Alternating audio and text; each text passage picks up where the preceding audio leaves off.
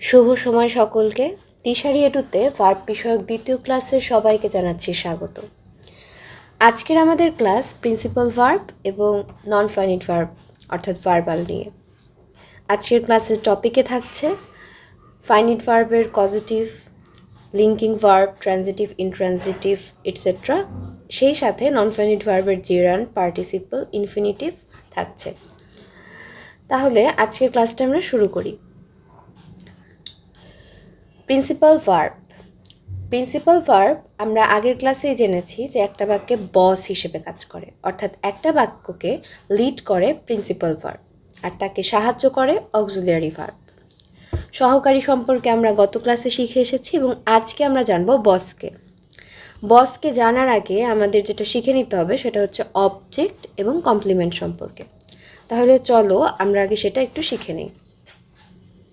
Object,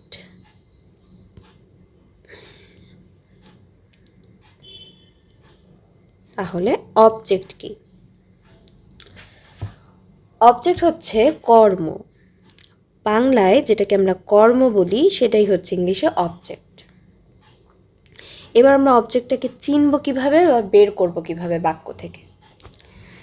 তার জন্য আমাদের একটা বাক্যে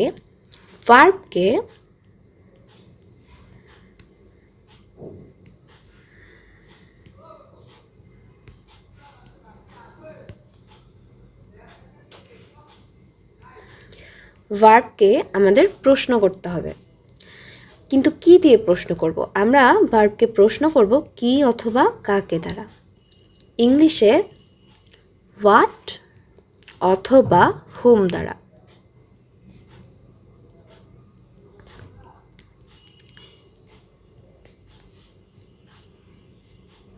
এই প্রশ্ন করার পর আমরা যে উত্তরটা পাবো সেটাই হচ্ছে আমাদের অবজেক্ট। চলো তাহলে উদাহরণ দেখে নিই। এক্সাম্পলে কি আছে আমাদের? হি married a teacher. আরেকটা উদাহরণ দেখি।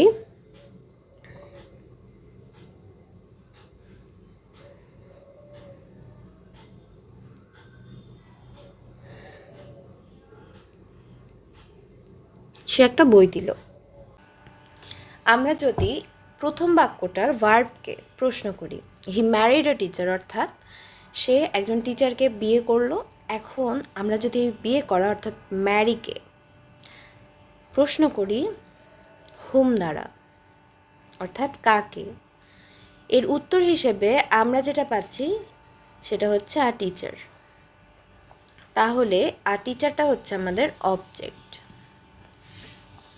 আবার পরের বাক্যে আমরা যদি গিভ ভার্বটাকে প্রশ্ন করি, হি গেভ আ বুক, সে কি দিল, অর্থাৎ হোয়াট দিয়ে যদি আমরা প্রশ্ন করি তাহলে উত্তর হিসেবে আমরা পাচ্ছি আ বুক। তাহলে এটা হচ্ছে আমাদের এই বাক্যের অবজেক্ট। এখন আমরা যদি একটা বাক্য লিখি, he gave her a flower, সে তাকে একটা ফুল দিল। এবার এই বাক্যের ভার্ব অর্থাৎ গিভ ভার্বকে, এই গেভটাকে আমরা যদি প্রশ্ন করি, প্রথমে প্রশ্ন করলাম হোয়াট দ্বারা।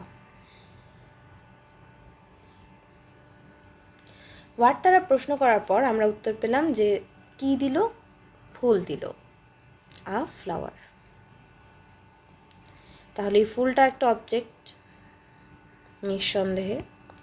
এবার যদি আমরা প্রশ্ন করি যে কাকে দিল, হোম, তাহলে এবার আমরা কি পাচ্ছি? তাকে, হার, হোম হার। তাহলে এই হারটাও একটা অবজেক্ট। এখন দেখা গেল একটা বাক্যে দুইটা অবজেক্ট হতে পারে। এবার একটা বাক্যে যদি দুইটা অবজেক্ট থাকে একটা ভার্বের, তাহলে কি হবে? একটা ভার্বের যদি দুইটা অবজেক্ট থাকে তাহলে দুইটার অবশ্যই নাম দিয়ে তাদেরকে আলাদা করতে হবে।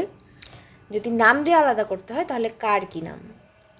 আমরা হোয়াট দিয়ে কোশ্চেন করে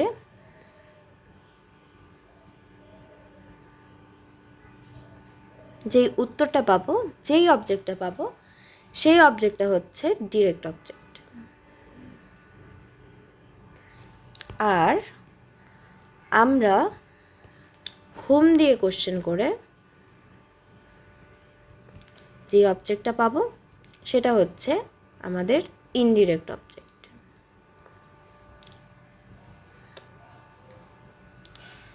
অর্থাৎ এটা হচ্ছে আমাদের ইনডিরেক্ট অবজেক্ট আর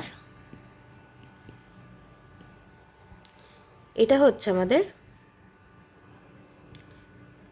ডিরেক্ট অবজেক্ট। এইবার অনেকে মনে করতে পারে যে ব্যক্তি যদি হয়ে থাকে, সে ব্যক্তি হলেই সে ইনডিরেক্ট অবজেক্ট আর বস্তু হলেই সে ডিরেক্ট অবজেক্ট। এই কথাটা সবসময় ঠিক না। কারণ আমি যদি একটা বাক্য লিখি,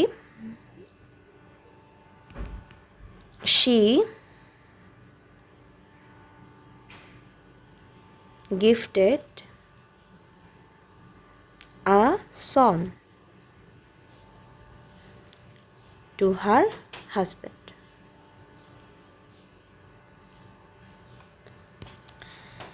এখন আমি যদি এই গিফট করা অর্থাৎ এই ভার্বটাকে প্রথমে প্রশ্ন করি যে আমি যদি শুধু ব্যক্তি দেখতে যাই, তাহলে দেখো আসন এটাও একটা মানুষ, হাজব্যান্ড এটাও একটা মানুষ।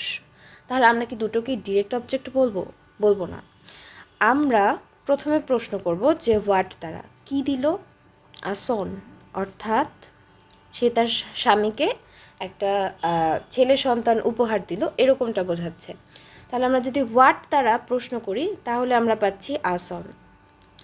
আর আমরা যদি কাকে দিল হুম দ্বারা প্রশ্ন করি তাহলে আমরা পাচ্ছি হার হাজব্যান্ড, হোম। তাহলে এখন আমরা নাম দিতে পারি যে হোয়াট এটা হচ্ছে ডিরেক্ট অবজেক্ট, যেহেতু হোয়াট দিয়ে কোশ্চেন করেছি, আর এটা ইনডিরেক্ট অবজেক্ট। এখানে দুটোই কিন্তু মানুষ, ব্যক্তি, তাহলেও দুটোই কিন্তু ডিরেক্ট অবজেক্ট হয়নি। তাহলে আমরা এই সিদ্ধান্ত নিতে পারি যে ডিরেক্ট অবজেক্ট তখনই হবে যখন সেটা আমরা হোয়াট দ্বারা কোশ্চেন করে উত্তর পাচ্ছি, এবং ইনডিরেক্ট অবজেক্ট তখন হবে যখন এটা আমরা হুম দ্বারা কোশ্চেন করে উত্তর পাচ্ছি। এইবার আমরা কমপ্লিমেন্টে যাই।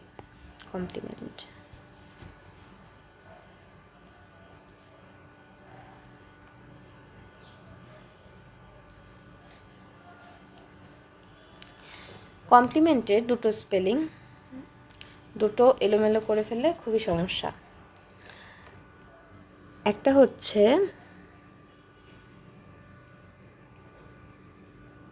কমপ্লিমেন্ট, আরেকটা হচ্ছে কমপ্লিমেন্ট। এখন পার্থক্য হচ্ছে একটা ই আর একটা আই এর। তাহলে আমরা কিভাবে কি মনে রাখবো, কোনটার অর্থই বা কী? প্রথম যে কমপ্লিমেন্ট এটার অর্থ হচ্ছে প্রশংসা। প্রশংসা করে বলে না যে কমপ্লিমেন্ট দিয়েছে, সেই কমপ্লিমেন্ট। এখন এটা মনে রাখার উপায় হচ্ছে এই যে আইয়ের উপরে একটা বিন্দু, মেয়েরা যদি টিপ পরে তাহলে হচ্ছে তাদেরকে একটু সুন্দর লাগে। আমরা এইভাবে মনে রাখতে পারি যেটার উপরে এরকম টিপের মতো অর্থাৎ আইয়ের উপর বিন্দু আছে সেটা হচ্ছে আমাদের প্রশংসা। ডায়েরি বা বিভিন্ন জিনিসে শুরুতে হচ্ছে লেখা থাকে উইথ বেস্ট কমপ্লিমেন্টস, সেই কমপ্লিমেন্টটা হচ্ছে এই কমপ্লিমেন্ট। আর এই কমপ্লিমেন্টটা হচ্ছে যেটা কমপ্লিট করে, কমপ্লিটের সাথে কিন্তু এটা মিলও আছে, বানানে কমপ্লি এই পর্যন্ত কিন্তু মিলও আছে। তাহলে কমপ্লিট করে, যে কমপ্লিট করে সেই হচ্ছে এই কমপ্লিমেন্ট, অর্থাৎ আমরা বলতে পারি যে পরিপূরক।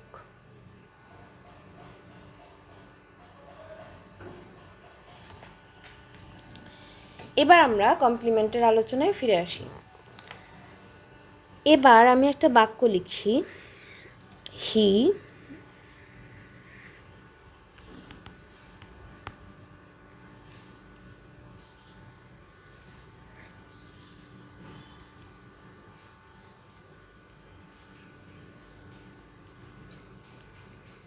মাশরাফি ইজ আ প্লেয়ার, লিখলাম। এবার এই বাক্যে এই যে সাবজেক্ট মাশরাফি, এই যে মাশরাফি, আর এই বাক্যের এইখানে যে অংশটা আছে, যেটাকে অনেকে অলরেডি অবজেক্ট মনে করে ফেলেছ, এই অংশটা আ প্লেয়ার, এই দুইটা অংশ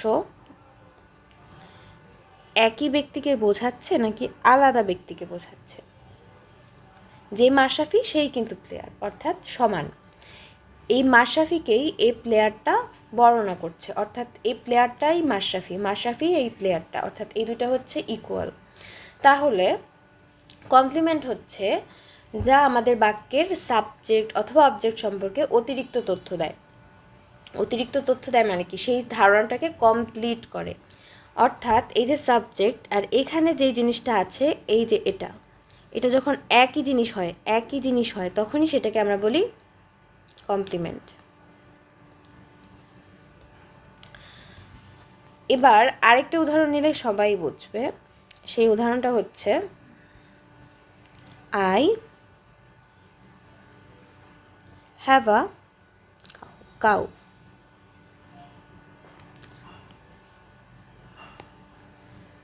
ধরো লিখলাম you have a cow, I লিখবো না, ইউ হ্যাভ এ কাউ। এখন আরেকটা বাক্য লিখলাম ইউ আর এ কাউ।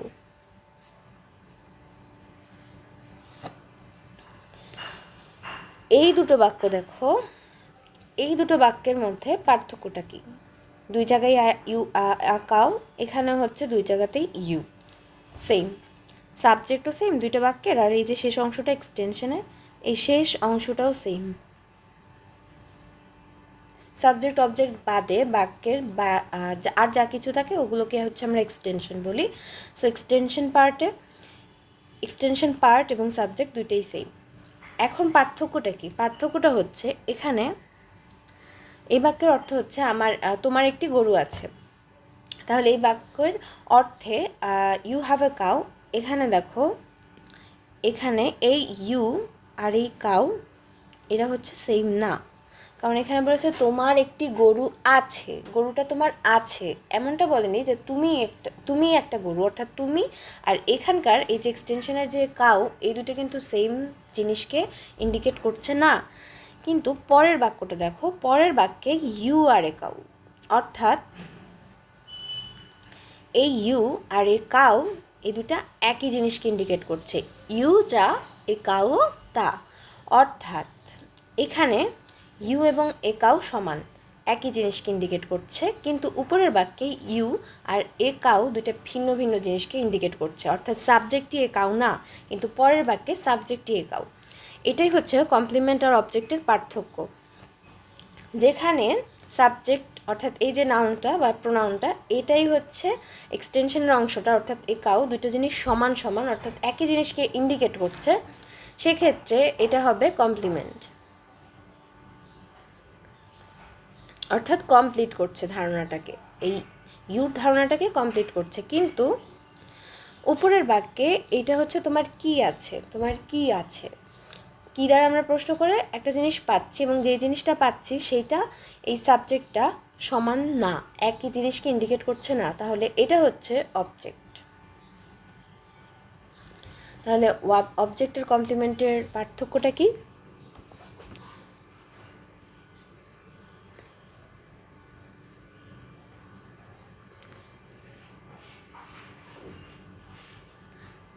যখন একই জিনিসকে ইন্ডিকেট করে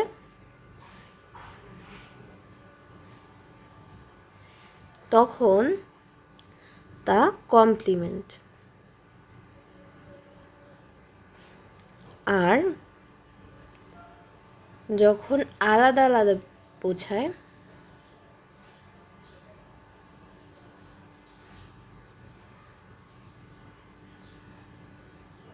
অবজেক্ট। তাহলে আমরা অবজেক্টের কমপ্লিমেন্ট পেয়ে গেলাম।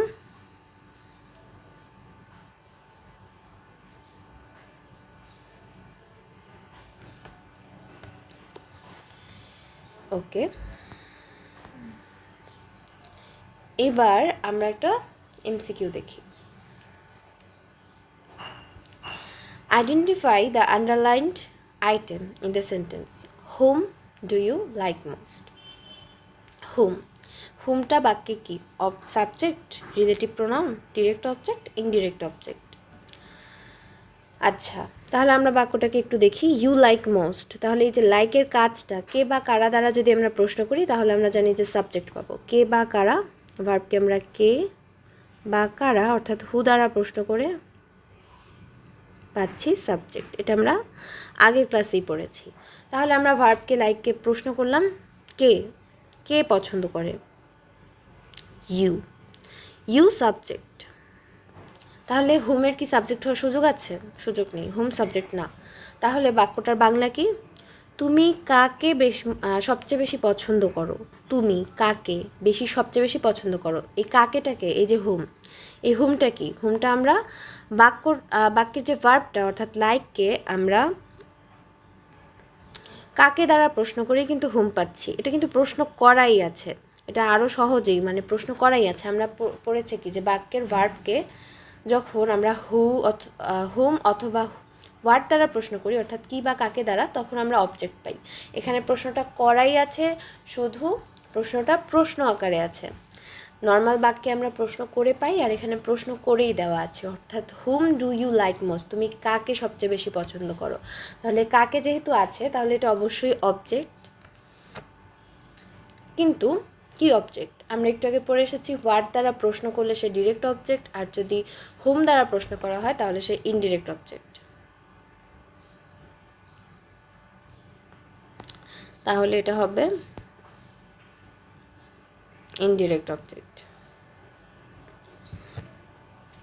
এবার আমরা আমাদের প্রিন্সিপাল ভার্বে ফেরত যাচ্ছি। প্রিন্সিপাল ভার্বের প্রধানত 3 ভাগে ভাগ করা যায়। 3টা ভাগ কি? একটা হচ্ছে ট্রানজিটিভ, একটা হচ্ছে ইনট্রানজিটিভ, আর একটা হচ্ছে লিঙ্কিং। এখন আমাদের অবজেক্ট আর কমপ্লিমেন্টের ধারণাটা কাজে লাগবে। তারপরেও যদি কেউ না বোঝে আরেকবার শেষবার বলে দিচ্ছি। হি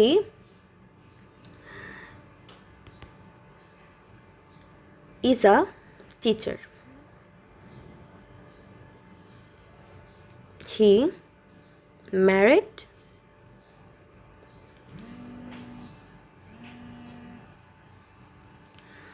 a teacher.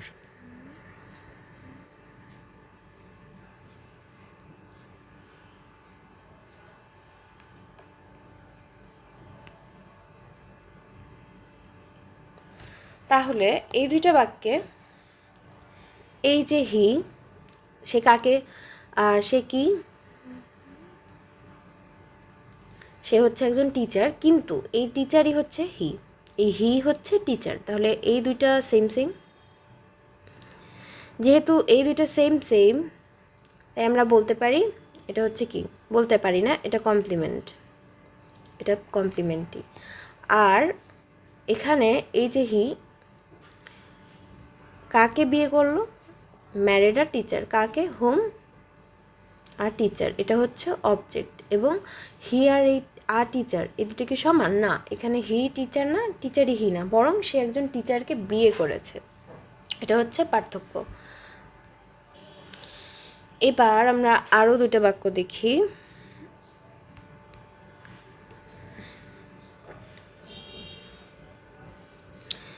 We made Mashrafe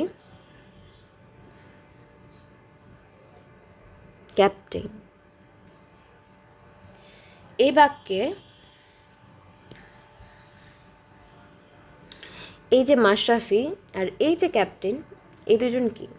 একই ব্যক্তি বা একই জিনিসকে ইন্ডিকেট করছে। মাশরাফি ক্যাপ্টেন, ক্যাপ্টেনই মাশরাফি। তাহলে এই বাক্যের অবজেক্ট কি?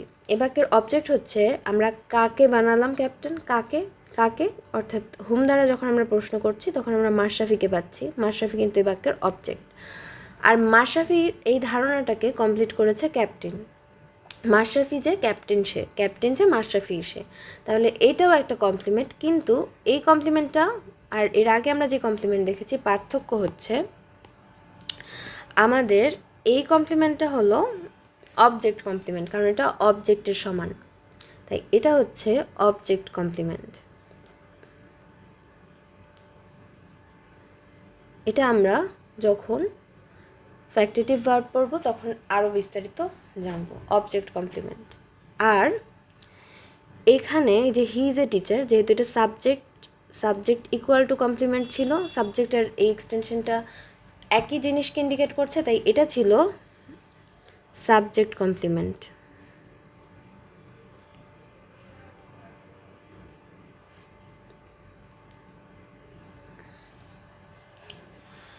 এইবার আমরা ট্রানজিটিভ, ইনট্রানজিটিভ আর লিঙ্কিং ভার্বের আলোচনায় ফিরে আসতে পারি। ট্রানজিটিভ ভার্বের অবজেক্ট আছে, অর্থাৎ সকর্মক ক্রিয়া। ট্রানজিটিভ ভার্ব অবজেক্ট নেয়, যেমন হি রাইটস আ লেটার। এখানে সে কি লেখে, চিঠি লেখে, অর্থাৎ অবজেক্ট। ইনট্রানজিটিভ ভার্ব অবজেক্টও নেয় না, কমপ্লিমেন্টও নেয় না, সে স্বাধীন, তাই ইনট্রানজিটিভ ভার্বকে কমপ্লিট ভার্বও বলা হয়, কারণ সে স্বাধীন, তার কোনো অবজেক্টও লাগে না, কমপ্লিমেন্টও লাগে না। হি স্লিপস, সে ঘুমায়। এই বাক্যে সে কি ঘুমায়, সে কাকে ঘুমায়, এগুলো কিছুই নেই। সো এটা একটা অবজেক্টও নেই, কমপ্লিমেন্টও নেই, কিছুই নেই। সো এটা হচ্ছে আমাদের ইনট্রানজিটিভ ভার্ব। আবার লিঙ্কিং ভার্বের কমপ্লিমেন্ট আছে, লিঙ্কিং ভার্ব কমপ্লিমেন্ট নেয়, যেমন শি লুকস বিউটিফুল।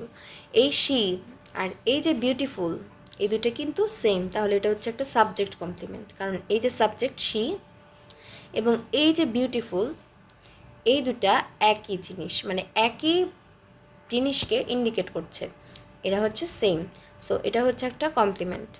তাহলে আমরা বুঝতে পারলাম লিঙ্কিং ভার্ব কমপ্লিমেন্ট নেয়, ইনট্রানজিটিভ ভার্বের কিচ্ছু লাগে না, সে স্বাধীন চেতা, সে কাউকে নেয় না।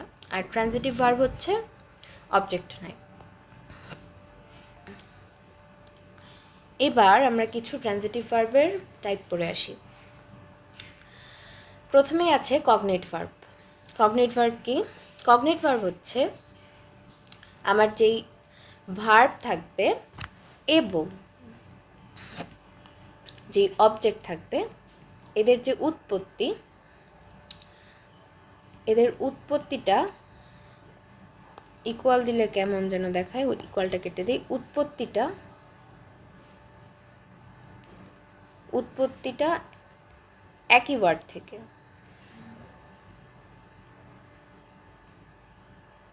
যেমন কোনো ট্রানজিটিভ ভার্বের অবজেক্ট সেই ভার্বের নাউন ফর্ম অথবা একই অর্থের অন্য কোনো শব্দ হলে সেটাকে আমরা কগনেট ভার্ব বলি। যেমন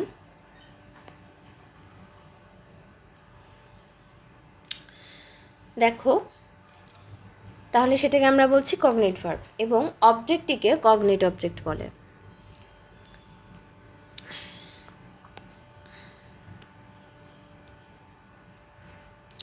যেমন I dreamed a wonderful dream. এই যে ড্রিমড এবং এই যে ড্রিম শুনলেও তো একই রকম শোনায়, dreamed, I dreamed a dream. তাহলে এই দুইটার যে মূল শব্দ সেটা কিন্তু একই, ড্রিম। আবার দে র্যান আ রেস, রানও যেখান থেকে এসেছে, এই র্যানটা, রেসটাও সেখান থেকে এসেছে। আবার হি স্যাং আ সং, সিংটা অর্থাৎ এই যে স্যাংয়ের যে প্রেজেন্ট ফর্ম অর্থাৎ বেস ফর্ম সিং এবং এই সং দুটোই হচ্ছে একই শব্দ থেকে এসেছে, তাহলে এই ভার্বগুলোকে আমরা বলছি কগনেট ভার্ব। এবার আসে ফ্যাক্টিটিভ ভার্ব। ফ্যাক্টিটিভ ভার্বের পরে সাধারণত একটা ডিরেক্ট অবজেক্ট থাকে, থাকার পরেও এটার অর্থের পূর্ণতার জন্য আরেকটা অবজেক্ট কমপ্লিমেন্ট আনতে হয়, যেটা আমরা একটু আগে দেখেছি, হোয়াট ইজ অবজেক্ট কমপ্লিমেন্ট। তাহলে অবজেক্ট কমপ্লিমেন্টটা আনতে হয় এবং তাহলে হচ্ছে অর্থটা পূর্ণতা পায়। এরকম যেসব বাক্যে আমাদের অবজেক্ট কমপ্লিমেন্ট আনতে হয় বাক্যটাকে পরিপূর্ণ অর্থ দিতে, সেই সব ভার্বকে আমরা বলছি ফ্যাক্টিটিভ ভার্ব। সাধারণত কিছু ভার্ব ফ্যাক্টিটিভ হয়েই থাকে, যেমন elect, select, name, make, appoint, choose, deem, তারপর অ্যাসাইন, ডেজিগনেট, এসব। উদাহরণ হিসেবে আমরা দেখি, he called me a stupid.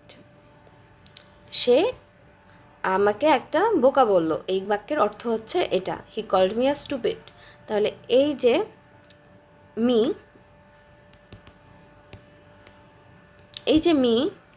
আর এখানের এই যে স্টুপিড, এই দুজন কি এক নাকি আলাদা? এই দুজন এক। এই দুজন যেহেতু একই, তাহলে আমরা এই অবজেক্ট, আর এই বাক্যের অবজেক্ট হচ্ছে সে কাকে বলল, আমাকে বলল, তাহলে এই আমাকে অর্থাৎ হুম, এই বাক্যের অবজেক্ট হচ্ছে মি। আর মি আর এই যে স্টুপিড, এই দুটো জিনিস যেহেতু এখানে সেম, তার মানে কি? তার মানে এটা হচ্ছে একটা অবজেক্ট কমপ্লিমেন্ট। আবার এই বাক্যে দেখো, দে ইলেক্টেড মাশরাফি ক্যাপ্টেন। কাকে ক্যাপ্টেন বানালো? মাশরাফিকে। তাহলে এটা হচ্ছে হুম দ্বারা প্রশ্ন করে আমরা পাচ্ছি হুম মাশরাফি। আর ক্যাপ্টেন, এই ক্যাপ্টেন আর এই যে মাশরাফি, এরা হচ্ছে সেম। তাহলে যেহেতু এটা সেম, তাহলে এটা হচ্ছে একটা অবজেক্ট কমপ্লিমেন্ট। তাহলে এইরকম ভার্বগুলো যাদের অবজেক্ট কমপ্লিমেন্ট লাগে তাদেরকে আমরা বলছি factitive verb. Subject, factitive verb, object, factitive, object. উপরের বাক্যগুলোতে ভার্বের পরে অবজেক্ট এবং মি এবং মাশরাফি থাকা সত্ত্বেও অর্থের পূর্ণতার জন্য অবজেক্ট কমপ্লিমেন্ট হিসেবে স্টুপিড এবং ক্যাপ্টেন বসাতে হয়েছে। আর এই যে ভার্বগুলো, এই ভার্বগুলোকে আমরা বলছি ফ্যাক্টেটিভ ভার্ব। যখন একটা বাক্যে অবজেক্ট কমপ্লিমেন্ট আসবে, তখন সেই ভার্বটাকে আমরা, সেই বাক্যের ভার্বটাকে বলবো ফ্যাক্টেটিভ ভার্ব। এরপরে আছে রিফ্লেক্সিভ ভার্ব।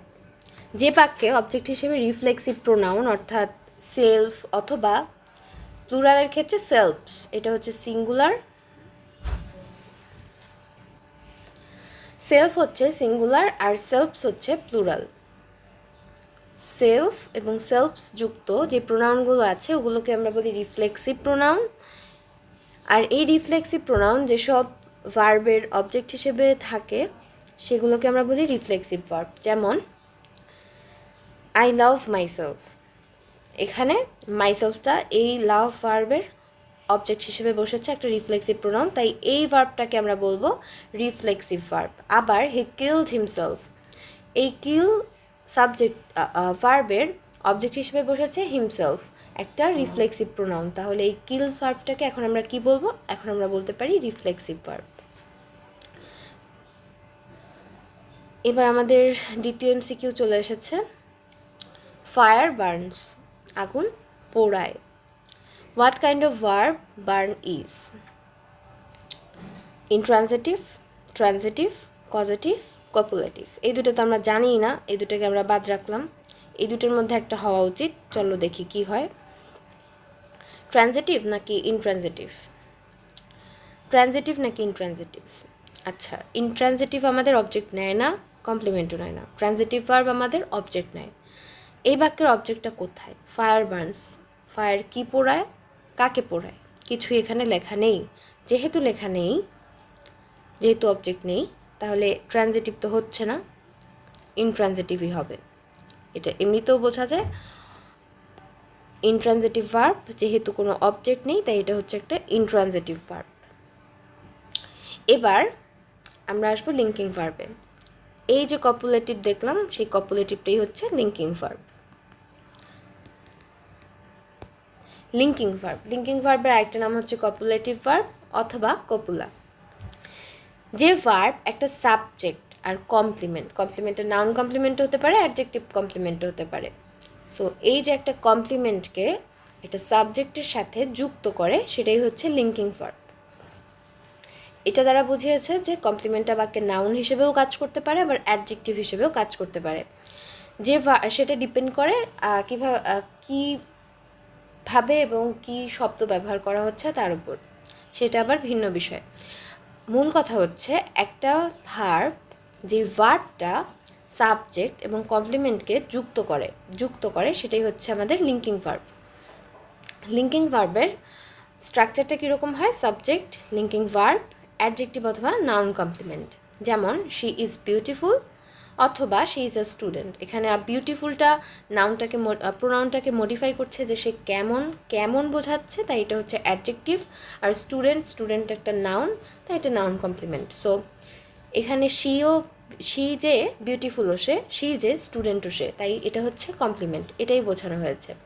সো যেসব ভার্ব কমপ্লিমেন্ট নেয় সেসব ভার্ব হচ্ছে লিঙ্কিং ভার্ব। আমরা একটু আগে পড়ে এসেছি, এখন আমরা ডিটেলসে পড়ব।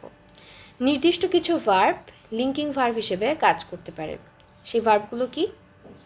Prove, keep, get, go, be, become, act, appear, turn, taste, stay, smell, seem, sound, run, remain, fall, feel, look.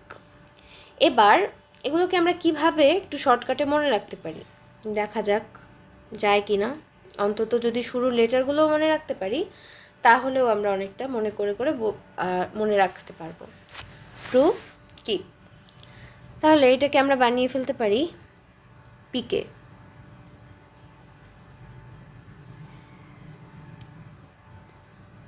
পিকে, পিকে মানে কিন্তু পাকিস্তান। এখন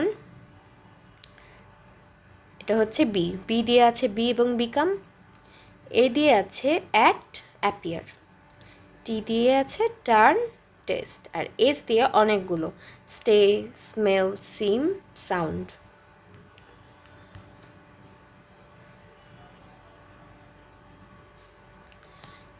এখন তোমাকে এসে একজন প্রশ্ন করলো যে পাকিস্তানের ব্যাটগুলো কি দিয়ে বানানো, তুমি জানো কিসের ব্যাট?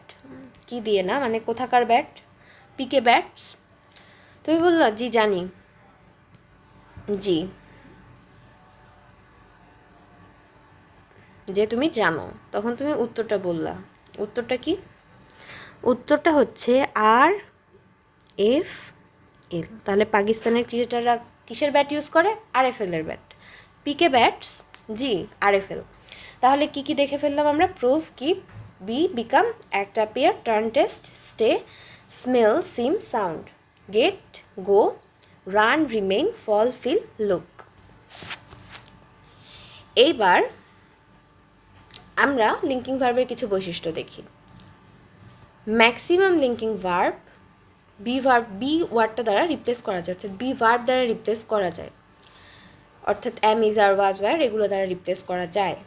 যেমন আমরা যদি কিছু ভার্ব দেখে ফেলি, কিছু উদাহরণ দেখি। He has gone crazy. আমরা যদি হি হ্যাজ গন ক্রেজি না বলে আমরা কিন্তু এটাকে বি দিয়ে রিপ্লেস করে বলতে পারি হি হ্যাজ বিন ক্রেজি, সে পাগল হয়ে গেছে, বলতেই পারি। সো এটাকে বি ভার্ব দিয়ে ম্যাক্সিমাম ক্ষেত্রে রিপ্লেস করা যায়। হি অ্যাক্টেড ম্যাড, হি অ্যাক্টেড ম্যাড। তাহলে হি ইজ ম্যাড অথবা হি ওয়াজ ম্যাড, যেহেতু পাস্টে আছে হি ওয়াজ ম্যাড, আমরা বলতেই পারি বি ভার্ব দিয়ে রিপ্লেস করেছি। আবার rivers run dry, rivers are dry, বা rivers become dry, be verb become দ্বারা এটাকে রিপ্লেস করা যাচ্ছে। এবার আমরা কিছু উদাহরণ দেখি যেখানে আমরা বুঝতে পারবো একই ভার্ব কখন লিঙ্কিং ভার্ব এবং কখন হচ্ছে এটা সিম্পল ভার্ব হিসেবে কাজ করে। প্রথম উদাহরণটা, দ্য বয় লুকড হাংরি। এখানে যে দ্য বয় আর এই যে হাংরি, এই দুজন সেম, এই দুজন সেম মানুষ, সেম বস্তু, সেম জিনিসকে ইন্ডিকেট করছে। দ্য বয় হাংরি, হাংরি হচ্ছে দ্য বয়। কিন্তু পরের বাক্যটা যদি দেখি, the boy for food, food, the boy food, food the boy, হচ্ছে না।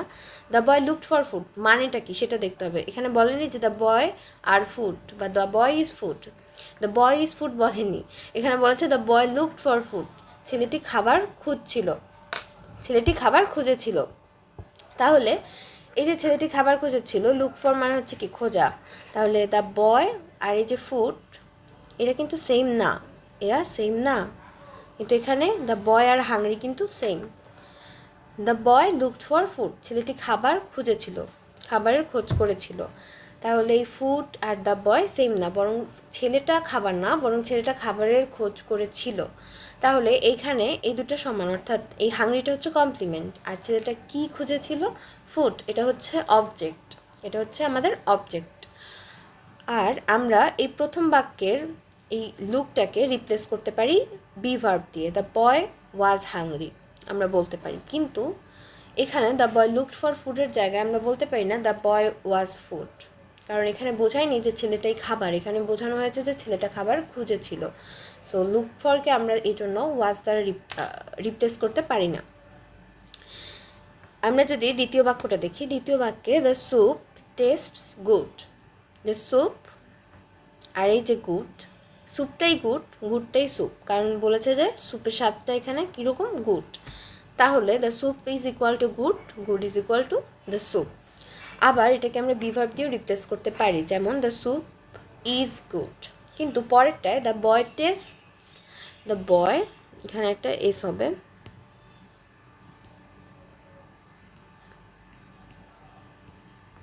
যেহেতু থার্ড পারসন সিঙ্গুলার নাম্বার।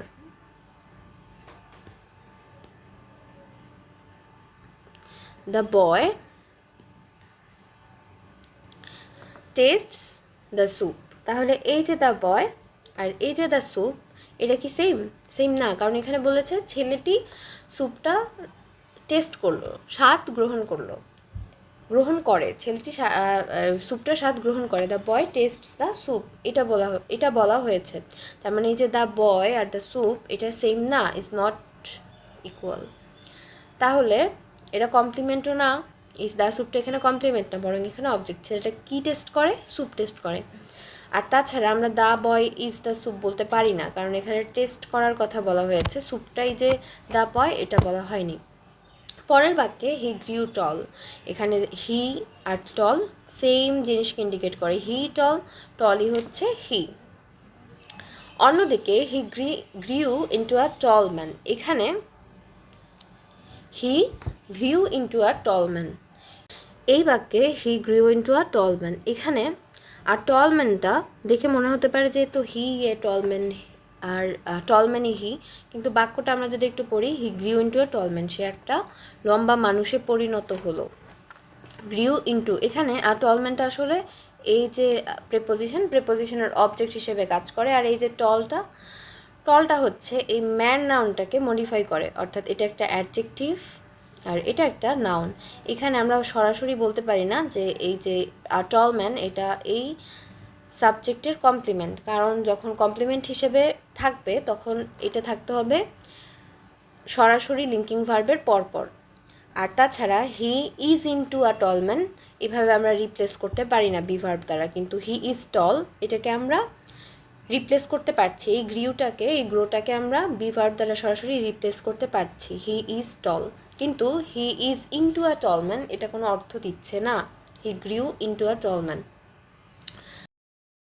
আচ্ছা, এবার দেখো লিঙ্কিং ভার্বের একটা বৈশিষ্ট্য হচ্ছে লিঙ্কিং ভার্বের সাবজেক্ট এবং যে নাউন কমপ্লিমেন্ট থাকে এই দুটাকে ইন্টারচেঞ্জ করে বা রিপ্লেস করা যায়, তাতে অর্থের কোনো চেঞ্জ হয় না। যেমন মাশরাফি হচ্ছে বাক্যের সাবজেক্ট, এবং the captain of the team অর্থাৎ এই যে দলের দলনেতা, এটা কিন্তু একটা নাউন কমপ্লিমেন্ট। কারণ হচ্ছে এটা নাউন হিসেবে কাজ করেছে। এখানে মাশরাফি কেমন সেটা বোঝায়নি, বরং মাশরাফি কী সেটা বুঝিয়েছে, অর্থাৎ এটা একটা noun complement. The captain of the team, দলনেতা। So Mashrafe is the captain of the team, এটা এভাবে না লিখে আমরা এভাবেও লিখতে পারি the captain of the team is Mashrafe, তাতে অর্থের কোনো পরিবর্তন হচ্ছে না, ইকুয়াল। আবার দেখো সিম, অ্যাপিয়ার, এদের পরে অনেক সময় টু বি শব্দটা থাকতেও পারে, তাতে অর্থের কোনো পরিবর্তন হয় না। যেমন ইট সিমস গুড এটাও বলা যায়, আবার it seems to be good এটাও বলা যায়। এছাড়া লিঙ্কিং ভার্বকে আমরা ভার্ব অফ সেন্স বলে থাকি।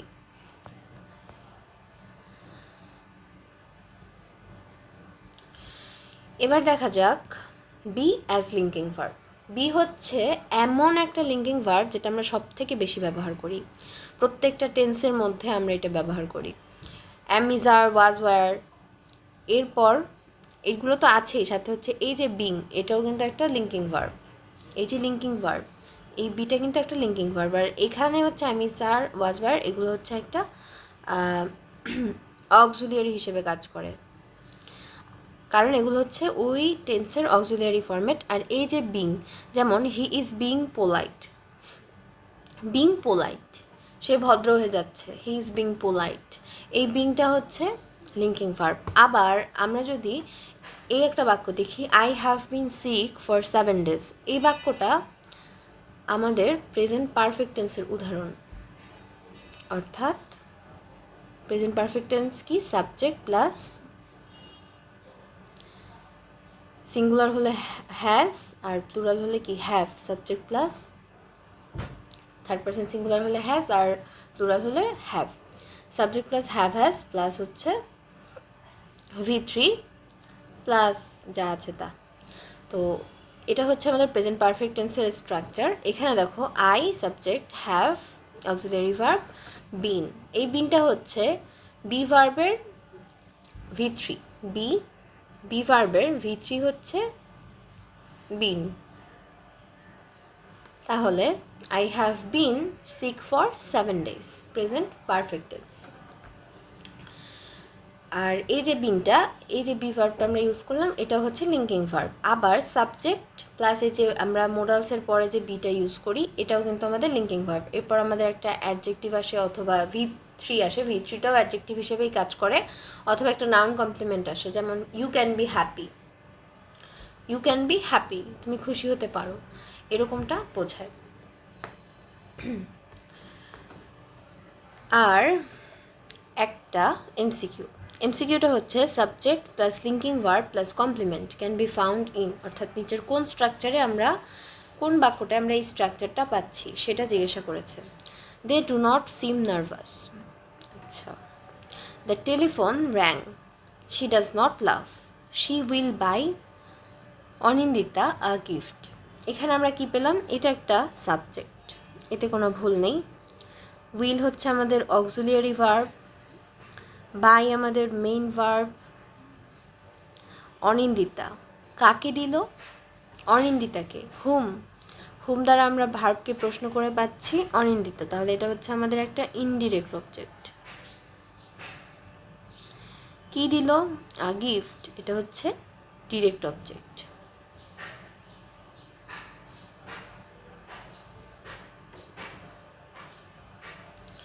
তাহলে এখানে আমরা এই যে উপরের দেওয়া যে স্ট্রাকচারটা, সেটার মিল পেলাম না। আমরা এর আগের বাক্যটা দেখি। এর আগের বাক্যটা হচ্ছে শি ডাজ নট লাভ, শিটা হচ্ছে একটা সাবজেক্ট, এতে কোনো ভুল নেই। ডাজ নট এখানে অক্সিলিয়ারি, আর লাভটা হচ্ছে এখানে মেইন ভার্ব। এবার আমরা পেলাম না, এটা ভুল, এটা ভুল, এটা হবে না। ভুল মানে উত্তর ভুল, উত্তর হিসেবে। তাহলে এরপর এর আগের বাক্যটা কি, the telephone rang, the telephone হচ্ছে সাবজেক্ট, র্যাং তো মেইন ভার্ব, এখানে তো কমপ্লিমেন্ট লিঙ্কিং ভার্বের কিছুই নেই। তাহলে আমাদের রইল প্রথম বাক্যটা। প্রথম বাক্যটা দেখি, প্রথম বাক্যটায় কি আছে, দে একটা সাবজেক্ট, ডু নট অক্সিলিয়ারি হিসেবে এটা এসেছে। বাক্যটাকে নেগেটিভ করার জন্য আমরা ডু নট এনেছি, যেটা আমরা গত ক্লাসে পড়েছি। আর সিম নার্ভাস, তাহলে আমরা অলরেডি জেনেছি যে সিম হচ্ছে একটা লিঙ্কিং ভার্ব। এখন অ্যাকচুয়ালি এখানে লিঙ্কিং ভার্ব কি না সেটা আমাদের দেখতে হবে যে এই বাক্যে কমপ্লিমেন্ট আছে কি না। তাহলে দেখা যাক, এই যে নার্ভাস, এই নার্ভাস আর এই যে দে, এটা কি সেম নাকি সেম না। বলেছে যে তাদেরকে দেখে নার্ভাস মনে হলো না, মনে হয় না। তাহলে এই যে মনে হয় না, নার্ভাস মনে হয় না, কাদেরকে দেখে, দে, এই দেই হচ্ছে নার্ভাস, নার্ভাসই হচ্ছে দে। একই জিনিসকে ইন্ডিকেট করছে এই অবস্থাটা দাঁড়াচ্ছে, অর্থাৎ তাদেরকে দেখে নার্ভাস মনে হয় না, নার্ভাসটা কাদেরকে দেখে মনে হয়, তাদেরকে, অর্থাৎ এই দেটাই এই নার্ভাসটাই হচ্ছে দে। তাহলে এটা হচ্ছে একটা কমপ্লিমেন্ট, আর এটা হচ্ছে একটা লিঙ্কিং। তাহলে প্রথমটাই হচ্ছে আমাদের উত্তর। কেউ মনে করো না যে এখানে লেখা যে they do not seem nervous, এই বাক্যে অর্থ হচ্ছে তাদের দেখে নার্ভাস মনে হয় না। এখন এই জন্য মনে করো না যে এই নার্ভাসটার এই দেটা এক জিনিস না, যেহেতু মনে হয় না, এটা মনে হওয়া না হওয়ার উপর ডিপেন্ড করে না, বাক্যের অর্থের উপর ডিপেন্ড করছে না, মানে অর্থটা নেগেটিভ না পজিটিভ সেটার উপর ডিপেন্ড করছে না, ডিপেন্ড করছে যে একই জিনিসকে ইন্ডিকেট করে পজিটিভ নেগেটিভ বলা হচ্ছে কিনা, কাকে ইন্ডিকেট করে বলা হচ্ছে। এই দে যারা, তাদেরকেই কিন্তু নার্ভাসের সাথে তুলনা করা হচ্ছে যে তারা নার্ভাস কিনা। তাহলে এই যে দে আর এই যে নার্ভাস, এই যে দে এই যে নার্ভাস, এরা কি সেম জনগোষ্ঠী বা সেম জিনিস কিনা, সেম জিনিস। এখন হতেই পারে নার্ভাস, নাই হতে পারে, কিন্তু এই যে একটা কথা আমি বললাম যে নার্ভাস না, এটা আমি কাদের সম্পর্কে বললাম? এই দেদের সম্পর্কেই বললাম, অর্থাৎ তাদের সম্পর্কেই বলেছি। তাহলে সেম এখানে নেগেটিভ থাকুক পজিটিভ থাকুক ডাজেন্ট ম্যাটার, কাকে ইন্ডিকেট করা হচ্ছে এটাই হচ্ছে বড় কথা। তাই এটা হচ্ছে কমপ্লিমেন্ট, নিঃসন্দেহে এটা একটা সাবজেক্ট কমপ্লিমেন্ট, যেহেতু সাবজেক্টকে কমপ্লিট করেছে, এটা হচ্ছে সাবজেক্ট। তাই এই সিমটা হচ্ছে লিঙ্কিং ভার্ব, আর এটাকে নেগেটিভ করার জন্য আমরা ডু অক্সিলিয়ারি এনেছি, ডু নট। এবার কজেটিভ ভার্ব। কজেটিভ ভার্ব কি? পজিটিভ ভার্ব শিখে আসি।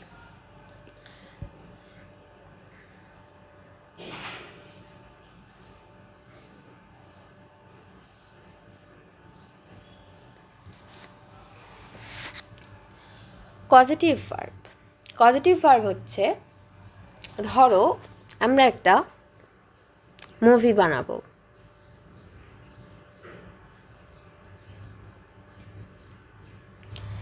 মুভি বানাতে আমাদের একজন ডিরেক্টর লাগবে, আবার অ্যাক্টরও লাগবে। এখন ধরো এই হচ্ছে আমাদের ডিরেক্টর, এই হচ্ছে আমাদের অ্যাক্টর, আর এই হচ্ছে আমাদের অ্যাক্টর যেই কাজটা করবে অ্যাকশন হোক রিঅ্যাকশন হোক যাই হোক। এই এখন ধরো আমরা, মুভিটা হচ্ছে একটা কান্নাকাটির মুভি, খুবই কান্নাকাটি দুঃখ কষ্টের মুভি। তো ডিরেক্টর হচ্ছে কলিমুদ্দিন হচ্ছে আমাদের ডিরেক্টর। আমাদের অ্যাক্টর বা অ্যাক্ট্রেস হিসেবে আসছে ছকিনা। তাহলে ছকিনা হচ্ছে কান্না করবে, ক্রাই, অ্যাকশনটা কি? ক্রাই। তাহলে কলিমুদ্দিন ছকিনাকে কান্না করায়, ক্রাই, কাঁদায়, অর্থাৎ কলিমুদ্দিন ছকিনাকে দিয়ে কাঁদায়। এই যে কাজটা, সেটা কলিমুদ্দিন যেহেতু ডিরেক্টর, সে অ্যাক্টরকে বা অ্যাক্ট্রেসকে দিয়ে করিয়ে নিচ্ছে, ছকিনাকে দিয়ে কাঁদায়। এইবার এখন একটু পড়ো তো বাক্যটা, অথবা আমরা যদি বলি যে সমীর উদ্দিন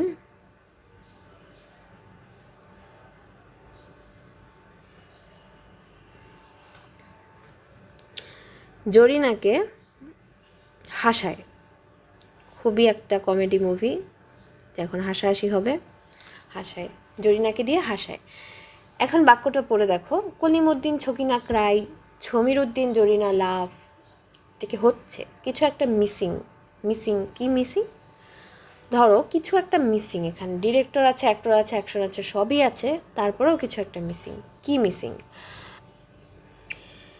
এখন আমাদের এই বাক্যটাকে একটু মিনিংফুল করার জন্য এখানে কিছু একটা মিসিং আছে, সেই মিসিং জিনিসটাকে দরকার। সেই মিসিং জিনিসটা আসলে কি? মিসিং জিনিসটা হচ্ছে একটা, তোমার ধরো স্ক্রিপ্ট বা কিছু একটা, যেটা দিয়ে হচ্ছে সেই কাজটা করায়। আমরা ধরে নিলাম যে স্ক্রিপ্ট, ঠিক আছে? এই স্ক্রিপ্টের মাধ্যমে সে তাকে এই অ্যাকশনগুলো বলে এবং সে করে বা করায়। কথার কথা আমরা ধরে নিলাম যে জিনিসটা হচ্ছে এই যে ডায়লগগুলো যেখানে লেখা আছে, কী কী করতে হবে লেখা আছে, ওইটা একটা স্ক্রিপ্টের মতো কাজ করছে কি? একটা ভার্ব। সেই ভার্বটা লাগবে আমাদের, সেই ভার্বটাই হচ্ছে কলিমুদ্দিন মেক ছকিনা ক্রাই, ছকিনাকে কান্না করায়। সমীর উদ্দিন মেক জরিনা লাভ। এই যে আমরা মেক ইউজ করলাম, এটাই হচ্ছে আমাদের পজিটিভ ভার্ব, যেই ভার্বটার মাধ্যমে ডিরেক্টর অ্যাক্টরকে দিয়ে কাজটা করিয়ে নেয়। এটাই হচ্ছে আমাদের পজিটিভ ভার্ব। তাহলে পজিটিভ ভার্ব হচ্ছে, আমরা বাংলায় যে পড়ি, প্রযোজক ক্রিয়া।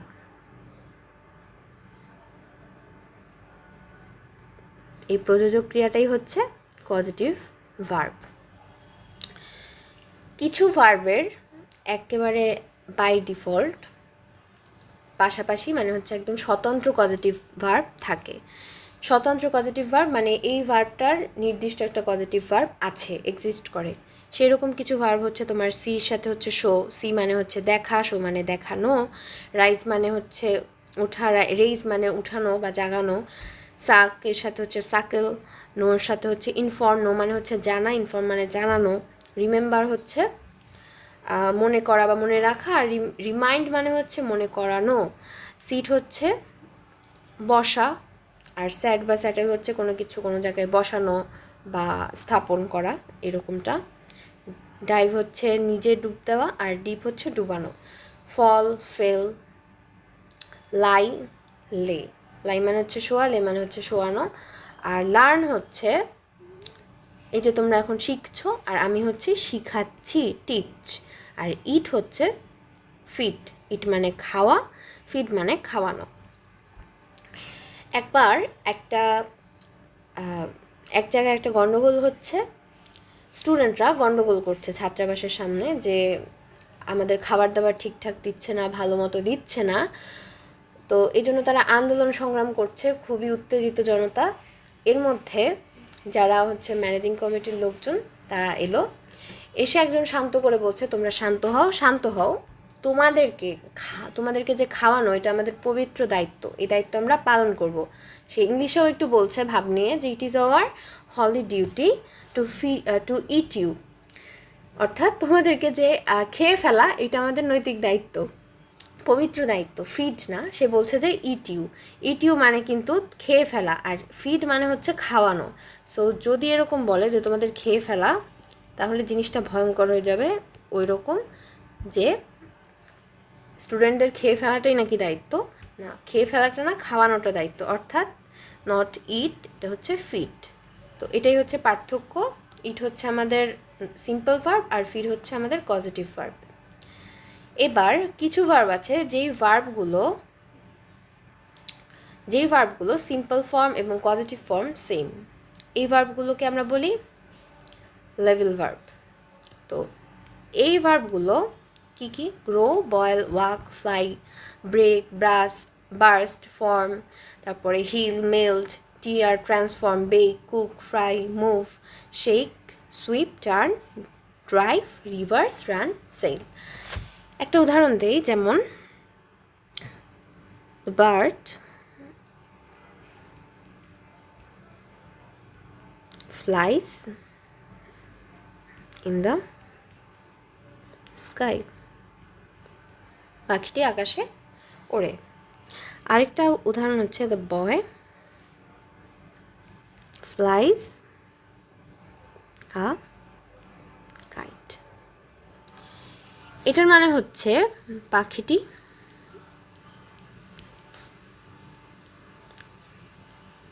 আকাশে ওড়ে। আর দ্বিতীয় বাক্যের মানে হচ্ছে ছেলেটি ঘুড়ি ওড়ায়। এইখানে এই যে একটা হচ্ছে ওড়ে, একটা হচ্ছে ওড়ায়, অথচ দেখো এখানেও ফ্লাই, এখানেও ফ্লাই, সাথে কিছু আনিওনি কিছুই না, একইভাবে ইউজ হয়েছে, কিন্তু এটার মানে হয়ে গেছে ওড়ে আর এটার মানে হচ্ছে ওড়ায়। অর্থাৎ একই ভার্ব একবার পজিটিভ হিসেবেও ইউজ হতে পারে, আবার সিম্পল হিসেবেও ইউজ হতে পারে, ইট ডিপেন্ডস অন যে বাক্যের কনটেক্সটের উপর। কিন্তু সব ভার্ব না, এখানে যে ভার্বগুলো উল্লেখ করা আছে এই ভার্বগুলোরই পজিটিভ ফর্ম এবং সিম্পল ফর্ম সেম। আর এখানে এই যে ফ্লাইটা আছে। এরপরে দেখো যে ভার্বগুলোর পজিটিভ ফর্ম থাকে না, কিছু ভার্ব আমরা দেখলাম যে স্বতন্ত্র পজিটিভ ফর্ম আছে, আর কিছু ভার্ব দেখলাম যে পজিটিভ ফর্ম আর সিম্পল ফর্ম সেম। কিন্তু যেগুলো নেই সেগুলোর কি হবে? সেগুলো দিয়ে কি আমরা মানে কাউকে কিছু করাবো না? না, এটা তো হতে পারে না। তো এই জন্য আমরা প্রয়োজনে আরও কিছু নিয়ে আসবো, ওই যে স্ক্রিপ্ট, আমরা একটি স্ক্রিপ্ট নিয়ে আসবো, সেই স্ক্রিপ্টেই হচ্ছে এই ভার্বগুলো, স্ক্রিপ্ট ভার্ব। ধরো আমরা এটাকে বললাম যে স্ক্রিপ্ট ভার্ব, স্ক্রিপ্ট হিসেবে কাজ করবে, যে কীভাবে কী করবে না করবে, মানে একটা অপারেটর হিসেবে কাজ করবে ডিরেক্টর আর অ্যাক্টরের মাঝে। তাহলে দেখো যে ভার্বগুলো স্বতন্ত্র পজিটিভ ফর্ম থাকে না তাদের পূর্বে have, get, make, help, let যুক্ত করে পজিটিভ ফর্ম তৈরি করা হয়। এখন তার আগে আমরা একটু অ্যাক্টিভ প্যাসিভ দেখে নিই। অ্যাক্টিভ আরেকটা হচ্ছে প্যাসিভ। অ্যাক্টিভ আর প্যাসিভ কি? অ্যাক্টিভ হচ্ছে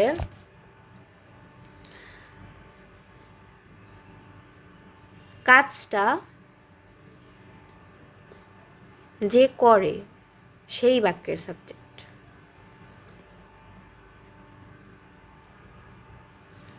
অর্থাৎ ডুয়ারই সাবজেক্ট। আর প্যাসিভকে, প্যাসিভ হচ্ছে কাজটা যে করতে পারে না, অর্থাৎ কাজের যে রিসিভার,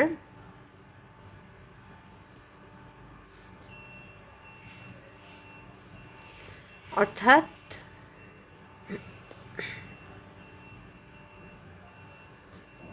সে হলো সাবজেক্ট, অর্থাৎ নন ডুয়ার সাবজেক্ট।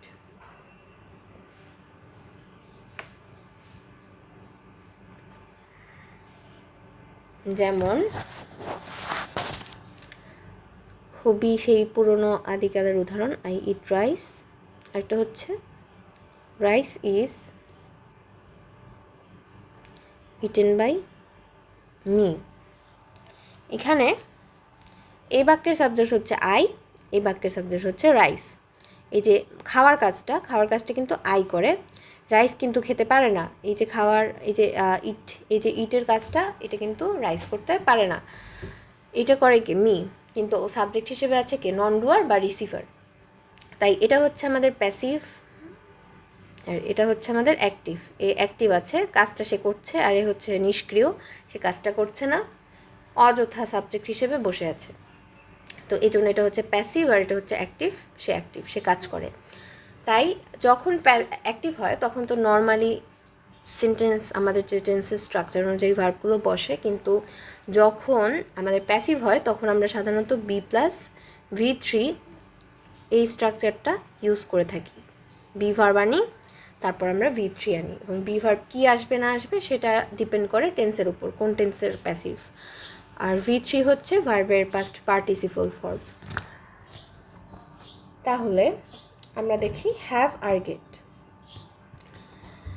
হ্যাভ যদি অ্যাক্টিভ, অর্থাৎ অ্যাক্টিভ সেন্স দেয়, অর্থাৎ কাউকে দিয়ে কোনো কিছু করানো বোঝায়, সেক্ষেত্রে আমরা প্রথমে সাবজেক্ট আনি, তারপরে হ্যাভ আনি, ডুয়ার আসা মানে সে অ্যাক্টিভ সেন্স দিচ্ছে, তারপর ভার্বের বেস ফর্ম আসে।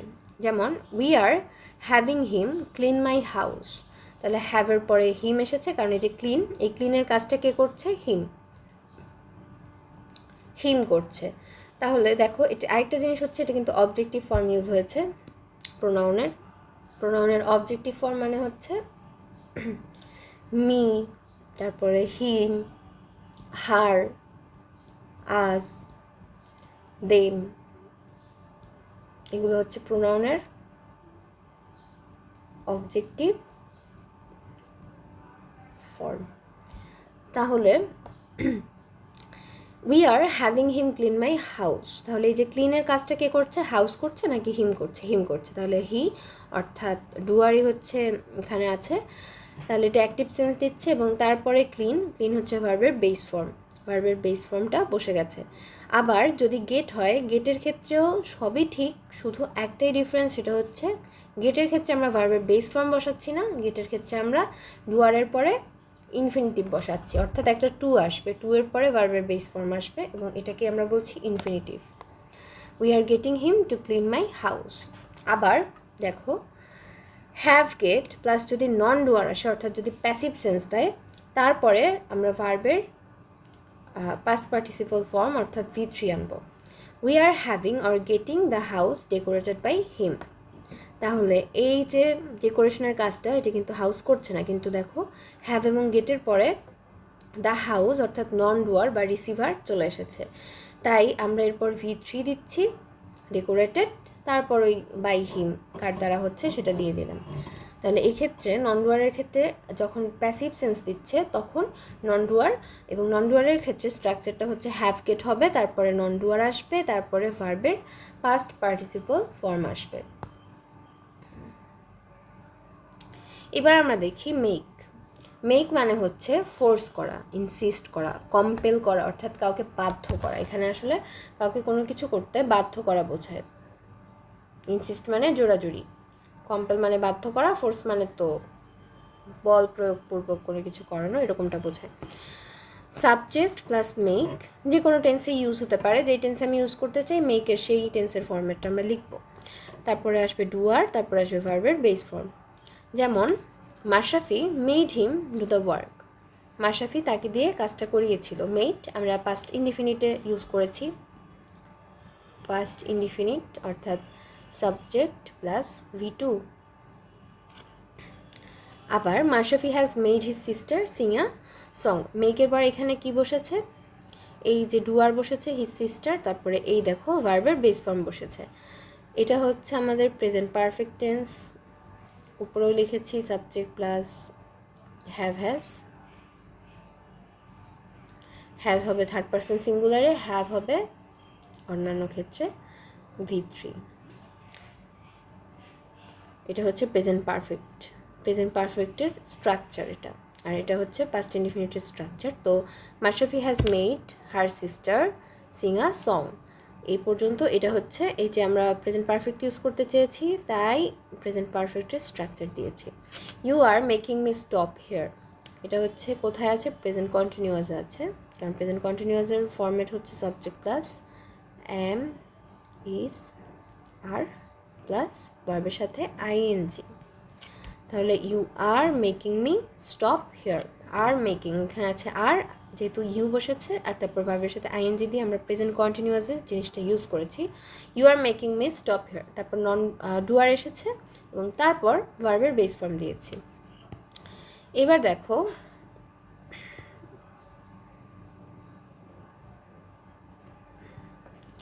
একটা নোট, মেক এভাবে তো ইউজ হতে পারে। এছাড়াও মেকের আরও কিছু অর্থ আছে আমরা জানি, যেমন কাউকে কোনো কিছু বানানো, অর্থাৎ কাউকে তার অবস্থাটা পরিবর্তন করা কারণ, সেই ক্ষেত্রেও আমরা মেক ইউজ করে থাকি। যেমন সাবজেক্টের অবস্থা পরিবর্তন করা বোঝাতে, এখানে কোনো কাজ করা বোঝাতে না। এখানে আসলে আমরা এটাকে ওই যে উই মেড মাশরাফি ক্যাপ্টেন সেই হিসেবে ইউজ করে থাকি, যে কাউকে কোনো কিছু বানানো, অর্থাৎ কাউকে কোনো তার অবস্থাটাকে পরিবর্তন করা কারণ। যেমন you have made me famous, আমার অবস্থার পরিবর্তন করাকে বুঝিয়েছে। অথবা উই মেড মাশরাফি ক্যাপ্টেন।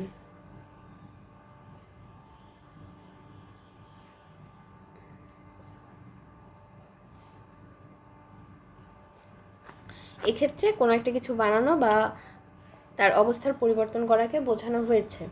এখানে মাশরাফিকে দিয়ে আমরা কিছু করিয়ে নিইনি। যদি আমরা বলতাম we made Mashrafe do the work, তাহলে এটা হতো পজিটিভ ভার্ব। কিন্তু যেহেতু কোনো কিছু করিয়ে নেওয়া বোঝায়নি, তার মানে এটা পজিটিভ ভার্ব হচ্ছে না, এটা নর্মাল একটা ভার্ব হিসেবে ইউজ হয়েছে। আর যেহেতু এখানে আমরা অবজেক্ট কমপ্লিমেন্ট আনছি, তাই এটা ফ্যাক্টেটিভ ভার্ব। আরেকটা নোট হচ্ছে মেকের যে মূল অর্থ অর্থাৎ তৈরি করা, সেটাও কিন্তু আছে। Mother made me a cake, mother made me a cake, মা আমাকে একটি কেক বানিয়ে দিল। মেড মি আ কেক, এখানে আমাকে একটা কেক বানিয়ে, সে আমাকে একটা কেক বানিয়ে দিয়েছে, কিন্তু আমাকে দিয়ে কিছু করিয়ে নেয়নি। যেহেতু করিয়ে নেয়নি তাই এটা পজিটিভ ভার্ব না, এটা সিম্পল ভার্ব। এবং মেকের যে একদম কোর অর্থ সেই অর্থটাই দিচ্ছে, অর্থাৎ mother made me a cake, মা আমাকে একটা কেক বানিয়ে দিল। এবার আরেকটা ভার্ব দেখি আমরা, পজিটিভ ভার্ব, সেটা হচ্ছে হেল্প। হেল্প মানে কাউকে সাহায্য করা। হেল্প মানে কাউকে সাহায্য করা, অর্থাৎ two assist someone to do something. Mashrafe helped him do the work, Mashrafe তাকে কাজটি করতে সাহায্য করলো। হেল্পড হিম, তাকে কাজটা করতে সাহায্য করলো। হেল্পের পর আমরা ভার্বের বেস ফর্মও ইউজ করতে পারি, ইনফিনিটিভও ইউজ করতে পারি, তবে ইদানিং হচ্ছে ভার্বের বেস ফর্মটাই বেশি ইউজ করা হয়। এবার আমরা দেখবো যে লেট। লেট মানে to permit someone, to allow someone to do something, কাউকে কোনো কিছু করতে দেওয়া অর্থাৎ অনুমতি বোঝাচ্ছে। সাবজেক্ট লেট যে কোনো টেন্সে ইউজ হতে পারে, আর লেটের প্রত্যেকটা টেন্সের ফর্মেটই সেম, অর্থাৎ let let let, V1 V2 V3 V base. V1 আর V বেস অর্থাৎ ভার্বের বেস ফর্ম এবং ভার্বের প্রেজেন্ট ফর্মের মধ্যে কিন্তু পার্থক্য আছে। অনেকেই এটা আমরা গুলিয়ে ফেলি। ভার্বের base form versus present form.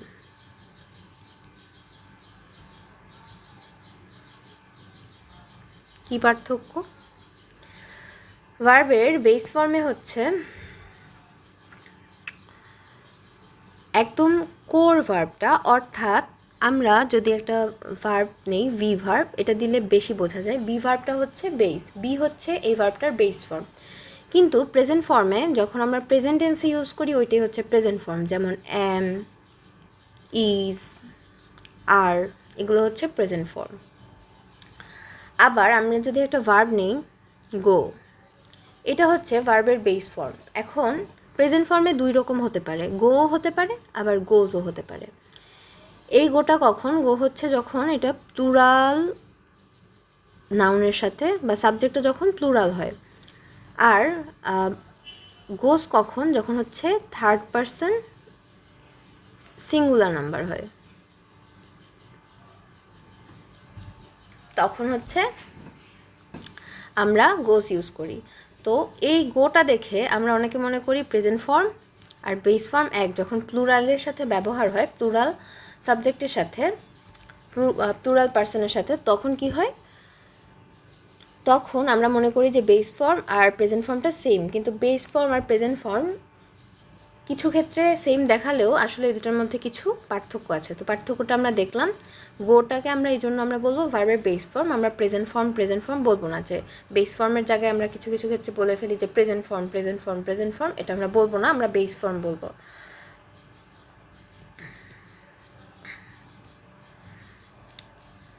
আচ্ছা, আমরা যেই বাক্যটা দেখছিলাম, যদি আমি লিখি আই লেট হিম গো, আমি তাকে যেতে দিলাম, তো এখানে এই লেটটা পজিটিভ ভার্ব হিসেবে ইউজ হয়েছে, কারণ তাকে যেতে আমি দিলাম, আর এখানে ভার্বের বেস ফর্ম ইউজ হয়েছে, not present form, base form.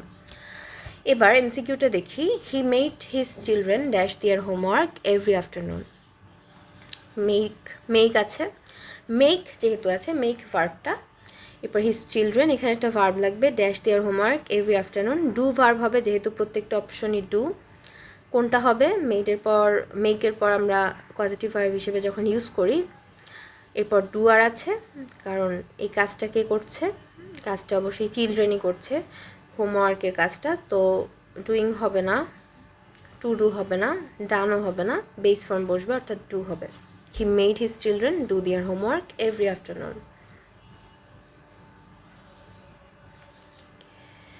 এবার দেখো, যেসব ভার্বের কন্টিনিউয়াস ফর্ম হয় না, কিছু কিছু ভার্ব আছে সেসব ভার্বের আমরা কন্টিনিউয়াস ফর্ম ইউজ করি না। যেমন এগুলো আমরা কন্টিনিউয়াস ফর্ম ইউজ করি না বলতে, এগুলোর সাথে কোনো দিনও আইএনজি ইউজ করা যাবে না, এই কথাটা ভুল।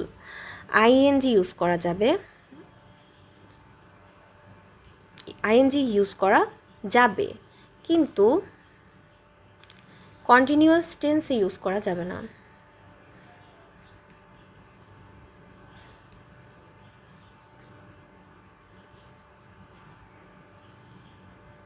যেমন একটা গান আছে, loving you is a losing game. ইংলিশে একটা গান আছে,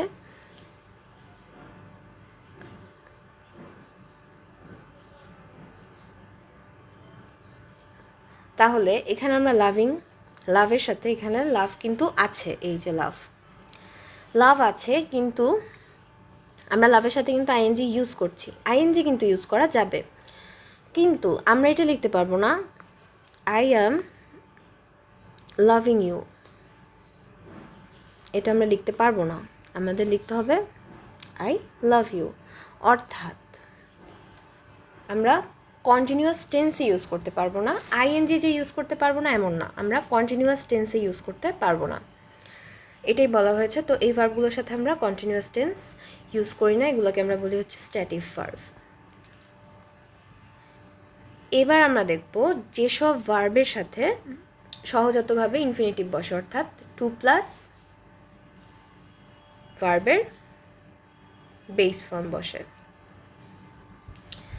তাহলে এগুলোকে মনে রাখতে একটু সহজ করার জন্য আমরা একটা কাজ করতে পারি, আমরা একটা গল্প বলতে পারি, যে গল্পটা অনেকেই বলে থাকে, আমিও কারো কাছ থেকে শিখেছি। তো এই গল্পটা আমরা একটু বলি।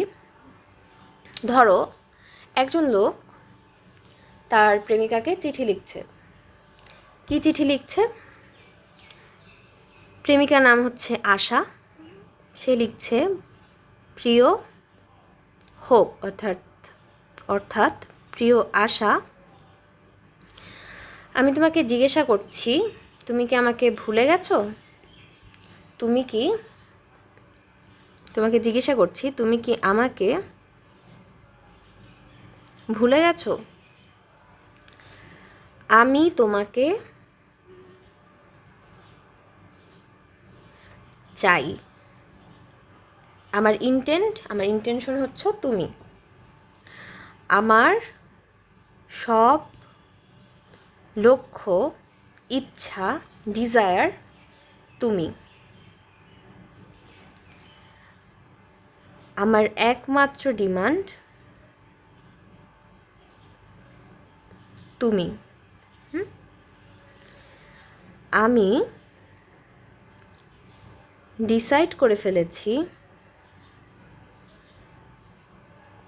এবং প্ল্যান করে ফেলেছি।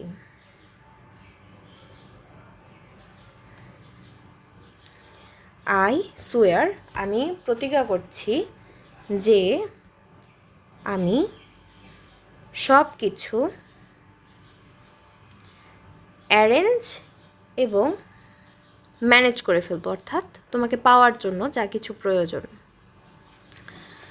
প্রিটেন্ড করছি না, অর্থাৎ তুমি ভেবো না যে আমি প্রিটেন্ড করছি না, ভান করছি না, আমি টেন্ড করছি, অর্থাৎ আমি চাচ্ছি। আর এটা করার জন্য যা যা দরকার সব আমি লার্ন করে ফেলব এবং আমি ফেল হব না। আমি তোমাকে ডিজার্ভ করি। তার জন্য সংগ্রাম, স্ট্রাইভ মানে কি? যত স্ট্রাইভ এবং ট্রাই দরকার সব করব। তুমি শুধু আমার অফারে, আমার প্রপোজে রাজি হয়ে যাও।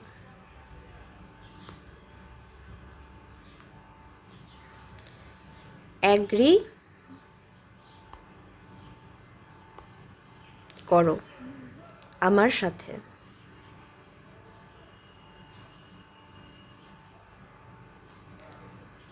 আমাকে রিফিউজ করো না।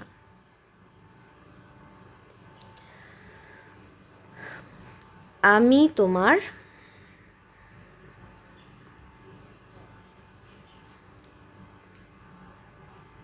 উত্তরের জন্য ওয়েট করব। এটা আমার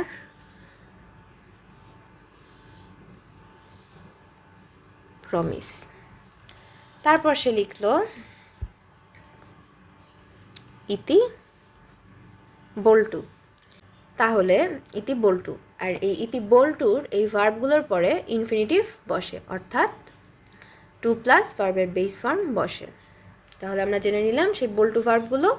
সেই চিঠিটা পড়ে নিলাম, ঐতিহাসিক সেই চিঠি, যেই চিঠির মাধ্যমে আমরা চিনে ফেললাম বল্টু ভার্বগুলোকে। এইবার আমরা যাব non finite verb. Non finite verb কি? আচ্ছা, নন ফাইনিট ভার্ব আর ফাইনিট ভার্ব। ফাইনিট ভার্বের মধ্যে আমরা পড়েছিলাম অক্সিলিয়ারি এবং প্রিন্সিপাল ভার্ব। ফাইনিট আর নন ফাইনিট, ফাইনিট হচ্ছে সমাপিকা আর নন ফাইনিট হচ্ছে অসমাপিকা, অর্থাৎ যেই ভার্বটা বাক্যকে সমাপ্ত করতে পারে না, বাক্যের অর্থটাকে কমপ্লিট করতে পারে না। যেমন আমি যদি একটা বাক্য লিখি, he wants to do the work, সে কাজটা করতে চায়। আবার আমি যদি লিখি আই স হিম সুইমিং, তাকে সাঁতার কাটতে দেখলাম। ঠিক আছে, আবার আমি যদি লিখি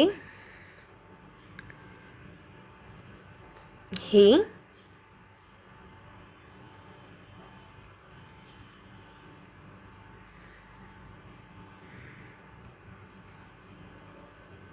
tried to drive a car. এখন এই বাক্যে কিন্তু দুইটা ভার্ব, একটা হচ্ছে ওয়ান্ট, একটা হচ্ছে এই যে টু ডু। আবার এখানে হচ্ছে স, আবার সুইমিং। আবার এই বাক্যে হি ট্রাইড, আবার হচ্ছে টু ড্রাইভ। এই যে দুটো করে ভার্ব এবং এই দুটোর মধ্যে সংঘর্ষ, কে হবে ফাইনিট, কে হবে নন ফাইনিট। তাহলে কিছু কোয়ালিটি তো দরকার ফাইনিট হওয়ার জন্য। কোয়ালিটিটা কি? কোয়ালিটিটা হচ্ছে আমরা যদি এই যে টু ডু, তারপরে এই যে সুইমিং, এই যে টু ড্রাইভ, এগুলোকে আমরা বাদ দিয়ে দিই। আচ্ছা, বাদ দিয়ে দিলাম, থাকবে না, থাকবে না, থাকবে না। এখন আমরা বাক্যটা পড়ি, হি ওয়ান্টস দ্য ওয়ার্ক। বাক্যটা হয়, বাক্যটা যেমনই হোক বাক্যটা হয়, অন্তত মিনিং দিক না দিক ঠিক মতো, কিন্তু একটা সম্পূর্ণ একটা ভার্ব, মানে একটা সম্পূর্ণতা আসে বাক্যটার মধ্যে। যেমন সে কাজটা চায়, এটা একটা অর্থপূর্ণ বাক্য হয় যে সে কাজটা চায়, হয় কিন্তু। আবার আই স হিম, আমি তাকে দেখলাম, এটাও হয়। হি ট্রাইড আ কার, সে একটা গাড়ি চেষ্টা করলো, যদিও মনে হতে পারে একটু খাপছাড়া, কিন্তু মিনিংটা কিন্তু সম্পূর্ণ করে যে সে একটা গাড়ি চেষ্টা করলো। এইবার আমরা যদি উল্টো কাজটা করি, এবার আমরা এইটাকে মুছে দিই। He to do the work, I him swimming, he to drive a car. তাহলে এবার দেখো, he to do the work, সে কাজটা করতে, সে কাজটা করতে করতে, ইনফিনিটিভের মানে তো হচ্ছে শেষে তে যোগ হয়, সে কাজটা করতে, সে কাজটা করতে করতে কি একটা হা করে তাকিয়ে থাকবে। কেউ যদি এরকমভাবে বলে সে কাজটা করতে, তারপর তুমি তাকিয়ে থাকবে তাকিয়ে থাকবে তাকিয়ে থাকবে, কিন্তু সে আর কিছু বলছে না, তখন তোমার মেজাজটা গরম হয়ে যাবে যে কী ব্যাপার, অর্ধেক বলে থেমে আছে কেন। কিন্তু তার যদি বাক্যের এটাই মেইন ভার্ব হয় এবং এটাই যদি সে বলে, তাহলে তার তো আর কিছু বলার থাকবে না, সে কাজটা করতে। সে কাজটা করতে কি, এটার অর্থটা প্রকাশ পাচ্ছে না। আই হিম সুইমিং, আমি তাকে সাঁতরাতে, আমি তাকে সাঁতরাতে, বা আমি তাকে সাঁতার কাটা অবস্থায়, আমি তাকে সাঁতার কাটা অবস্থায় কি, হা করে তাকিয়েই থাকবে আর একটু শোনার জন্য যে কি, সেটা তো বলবি যে কি। কিন্তু এই পর্যন্ত যদি কেউ বলে, বাক্যের অর্থ কিন্তু প্রকাশ পাচ্ছে না। আবার হি টু ড্রাইভ আ কার, সে একটা গাড়ি চালাতে, গাড়ি চালাতে কি, সো বাক্যের অর্থ কিন্তু প্রকাশ পাচ্ছে না। আবার আমরা যদি একটা কাজ করি, এগুলোকে আবার মুছে দিই, মুছে দিয়ে এবার আমরা বাক্যের টেন্স নির্ণয় করার চেষ্টা করব। হি ওয়ান্টস দ্য ওয়ার্ক, এখানে এস বাই এস আছে মেইন ভার্ব হিসেবে, যেহেতু এটা আছে আমরা টেন্স চিনতে পারছি। এটার টেন্সটা চেঞ্জ হয়েছে, এস বাই এস যুক্ত হয়েছে প্রেজেন্ট ফর্মে, এটা present indefinite tense, present indefinite. আবার এই যে আই স হিম, এই সটা এটা হচ্ছে পাস্ট ইনডিফিনিট, যেহেতু সাবজেক্টের পরে ভার্বের পাস্ট ফর্ম বসেছে V2। হি ট্রাইড, এটা যেহেতু ভার্বের পর পাস্ট ইনডিফিনিট বসেছে, তাই এটা কি হবে, এটা হচ্ছে পাস্ট ইনডিফিনিট। চিনলাম, আমরা টেন্সগুলো চিনে ফেললাম। এবার আমরা এখানে আমরা যে লিখেছিলাম I wants him to do, তারপর হচ্ছে সুইমিং, আর এখানে কি ছিল, টু ড্রাইভ। এবার আমরা এটাকে মুছে দিই। এবার মুছে দিয়ে আমরা টেন্স নির্ণয় করার চেষ্টা করি। To do, to drive, tense কি নির্ণয় করা যাচ্ছে, যাচ্ছে না। এখানে আমি যদি ওয়ান্টস বসাই, ওয়ান্টেড বসাই, উইল ওয়ান্ট বসাই, আমি যাই বসাই, আমি এখানে কি কি বসাতে পারি, ওয়ান্টস, ওয়ান্টেড, উইল ওয়ান্ট। আমি এখানে যা কিছুই বসাই না কেন, টু ডু এখানে কোনো পরিবর্তন হবে না, সে যেমন আছে যেমন ছিল তেমনই আছে, তার কোনো চেঞ্জ নেই। তার মানে এটা দেখে, এই যে টু ডু দেখে আমরা কখনোই টেন্স নির্ণয় করতে পারবো না।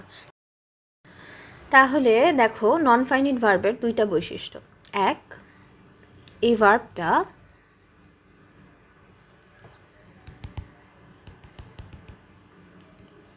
শুধু এই ভার্বটা দ্বারা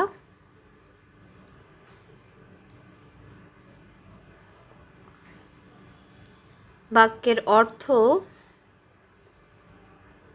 কমপ্লিট হয় না।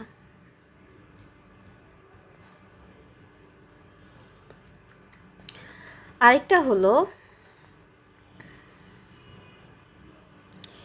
এই ভার্ব দ্বারা টেন্স চেনা যায় না।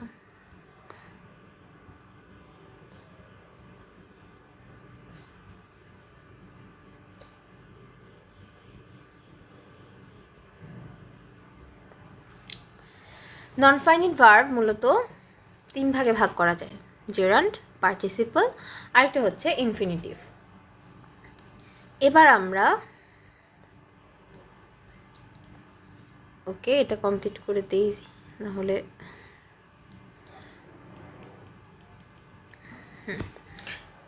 এইবার আমরা জেরান্ড দেখি।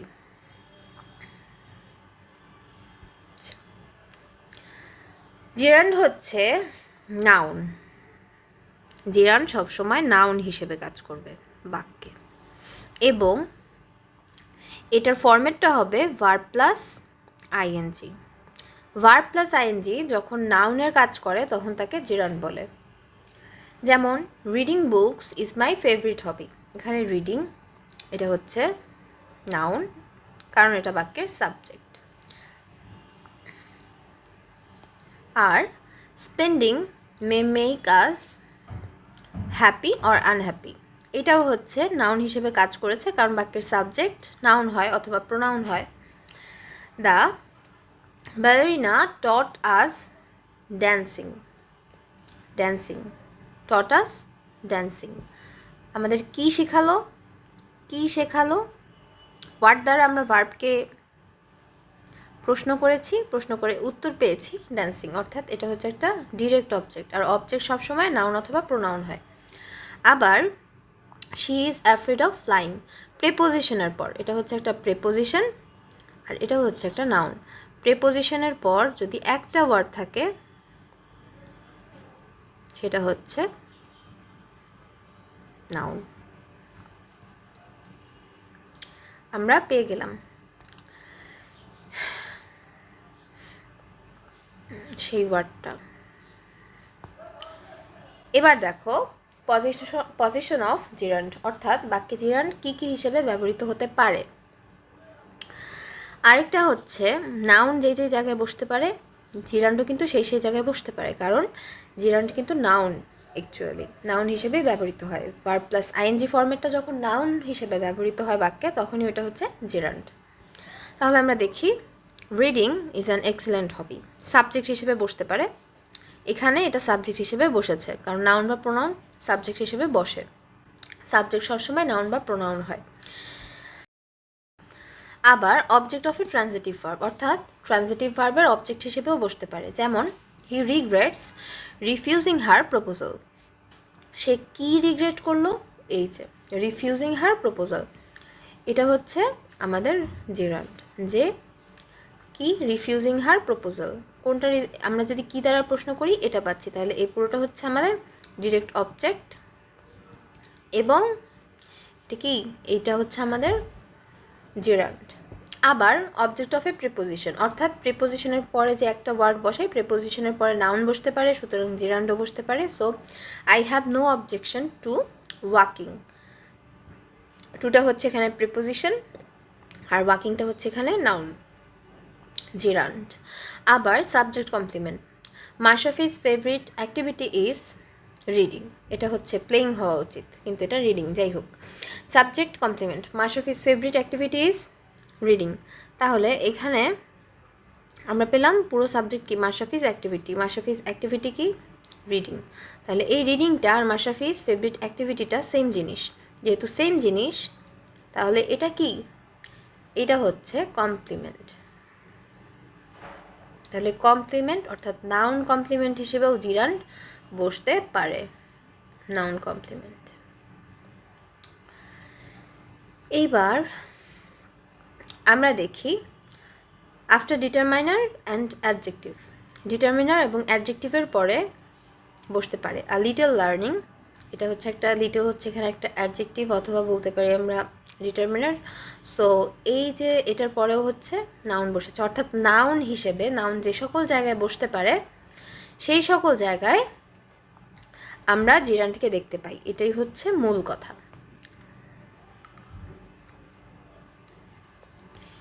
এইবার আমরা যদি দেখি পার্টিসিপল। পার্টিসিপল কি? পার্টিসিপল 3 ধরনের হতে পারে। পার্টিসিপল মূলত অ্যাডজেক্টিভ, পার্টিসিপল অ্যাডজেক্টিভ হিসেবে বাক্যে কাজ করে। পার্টিসিপল 3 রকম হতে পারে। একটা হচ্ছে প্রেজেন্ট, প্রেজেন্টের ফরম্যাট হচ্ছে ভার্ব প্লাস আইএনজি, কিন্তু ভার্ব প্লাস আইএনজি কিন্তু আমরা জিরান্ডও দেখেছি, কিন্তু এটার পার্থক্যটা কি, এটা হচ্ছে অ্যাডজেক্টিভ হিসেবে কাজ করবে আর জিরান্ড হচ্ছে নাউন হিসেবে কাজ করবে। আইএনজি যখন নাউন তখন সেটা জিরান্ড।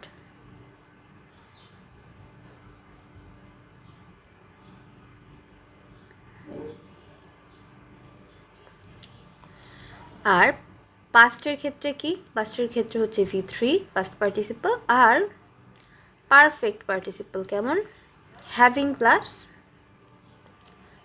V3।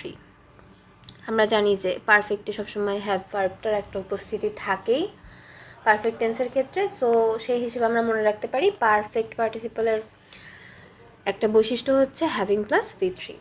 প্রেজেন্ট পার্টিসিপল দেখো, ভার্ব প্লাস আইএনজি, এটা অ্যাডজেক্টিভ হিসেবে কাজ করবে।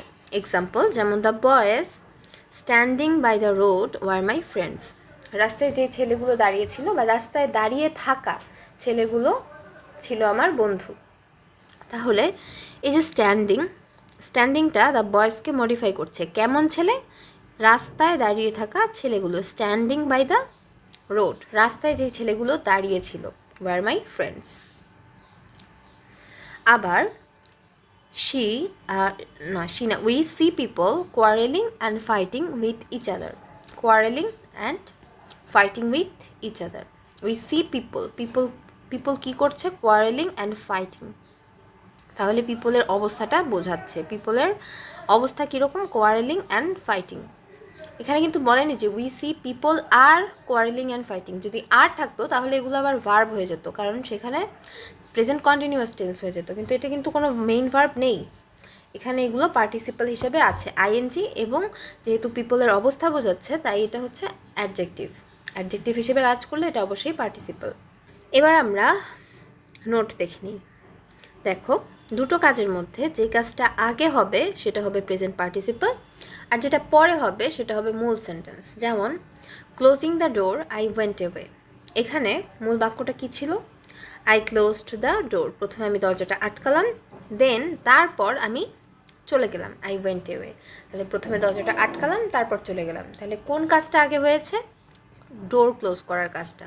তাহলে কি হবে, ক্লোজিং দ্য ডোর, এটা হবে প্রেজেন্ট পার্টিসিপলে, closing the door I went away.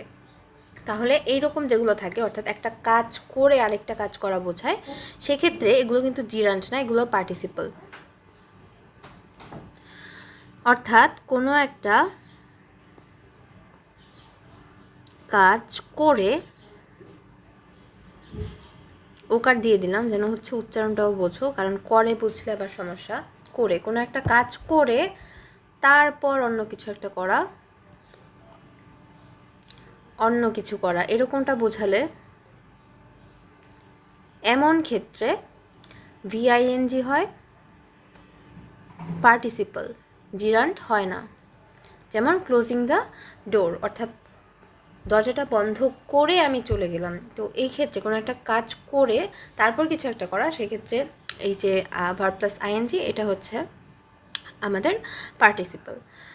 এরপর hearing the news she fainted, খবরটা শুনে সে মূর্ছা গেল, মানে হচ্ছে সে অজ্ঞান হয়ে গেল, ফেইন্টেড, এরকমটা বোঝাচ্ছে। তো প্রথমে সে নিউজটা শুনেছে, তাহলে একটা কাজ করে তারপরে আরেকটা কিছু ঘটেছে, এটা হওয়ার পর এরকমটা বোঝাতে যখন আমরা এরকম ভার্ব আইএনজি দিয়ে কিছু একটা লিখি, ওইটা কিন্তু পার্টিসিপল হয়, ওইটা জিরান্ড হয় না। আবার দুটো কাজের মধ্যে যদি একটি কারণ আর অন্যটা ফলাফল বোঝায়, সেক্ষেত্রে ভার্বটি যে ভার্বটা ফলাফল, অর্থাৎ ফলাফলটা হচ্ছে প্রেজেন্ট পার্টিসিপল হবে, আর যেটা কারণ সেটা সেন্টেন্স হবে। যেমন floods visit our country making thousands of people helpless. তাহলে ফলাফল কি? ফলাফল হচ্ছে এই যে থাউজেন্ডস অফ পিপল হেল্পলেস হয়ে যায়, এটাই হচ্ছে আমাদের ফলাফল, এটা আমাদের ফলাফল। আর ফ্লাডস ভিজিট আওয়ার কান্ট্রি, এটা হচ্ছে আমাদের কারণ।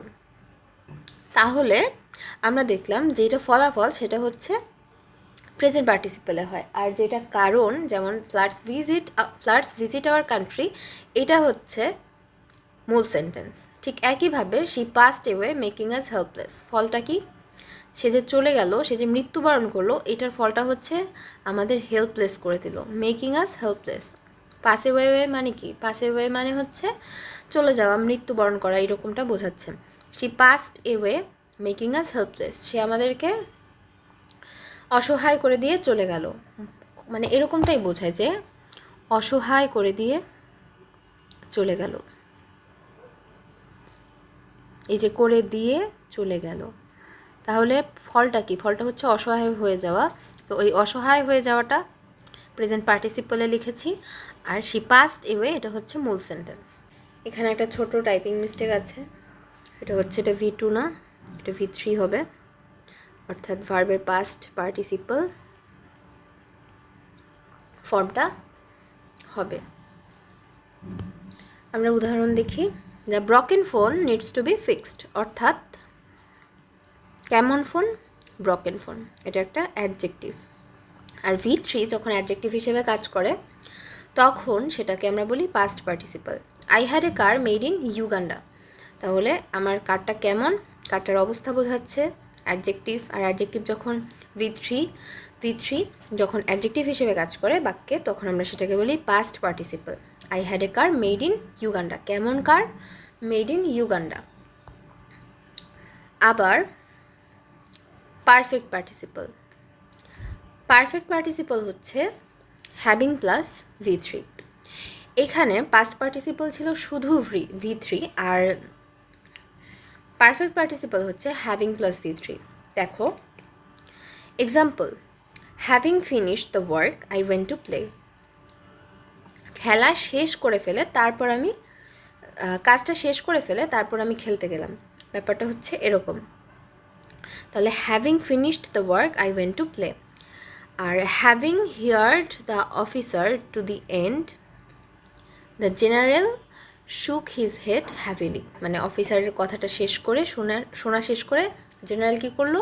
তার মাথাটা জোরে জোরে ঝাঁকালো, মানে হচ্ছে খুব তার মাথা ঝাঁকিয়ে কী করলো? সম্মতি প্রকাশ করলো, বা এরকম একটা কিছু বোঝানো হয়েছে। তো having heard the officer to the end the general শুক হিজ হেড হ্যাভিলি। আচ্ছা, এখন আমরা দেখি যে কোথায় আমরা প্রেজেন্ট পার্টিসিপল ইউজ করব আর কোথায় পাস্ট পার্টিসিপল ইউজ করব। যখন কন্টিনিউয়াস অ্যাকশন বোঝায় তখন আমরা প্রেজেন্ট পার্টিসিপল ইউজ করি, আর যখন কমপ্লিট অ্যাকশন বোঝায় তখন আমরা পাস্ট পার্টিসিপল ইউজ করি। যেমন দ্য বয় স্ট্যান্ডিং বিহাইন্ড, পিছনে দাঁড়ানো ছেলেটা।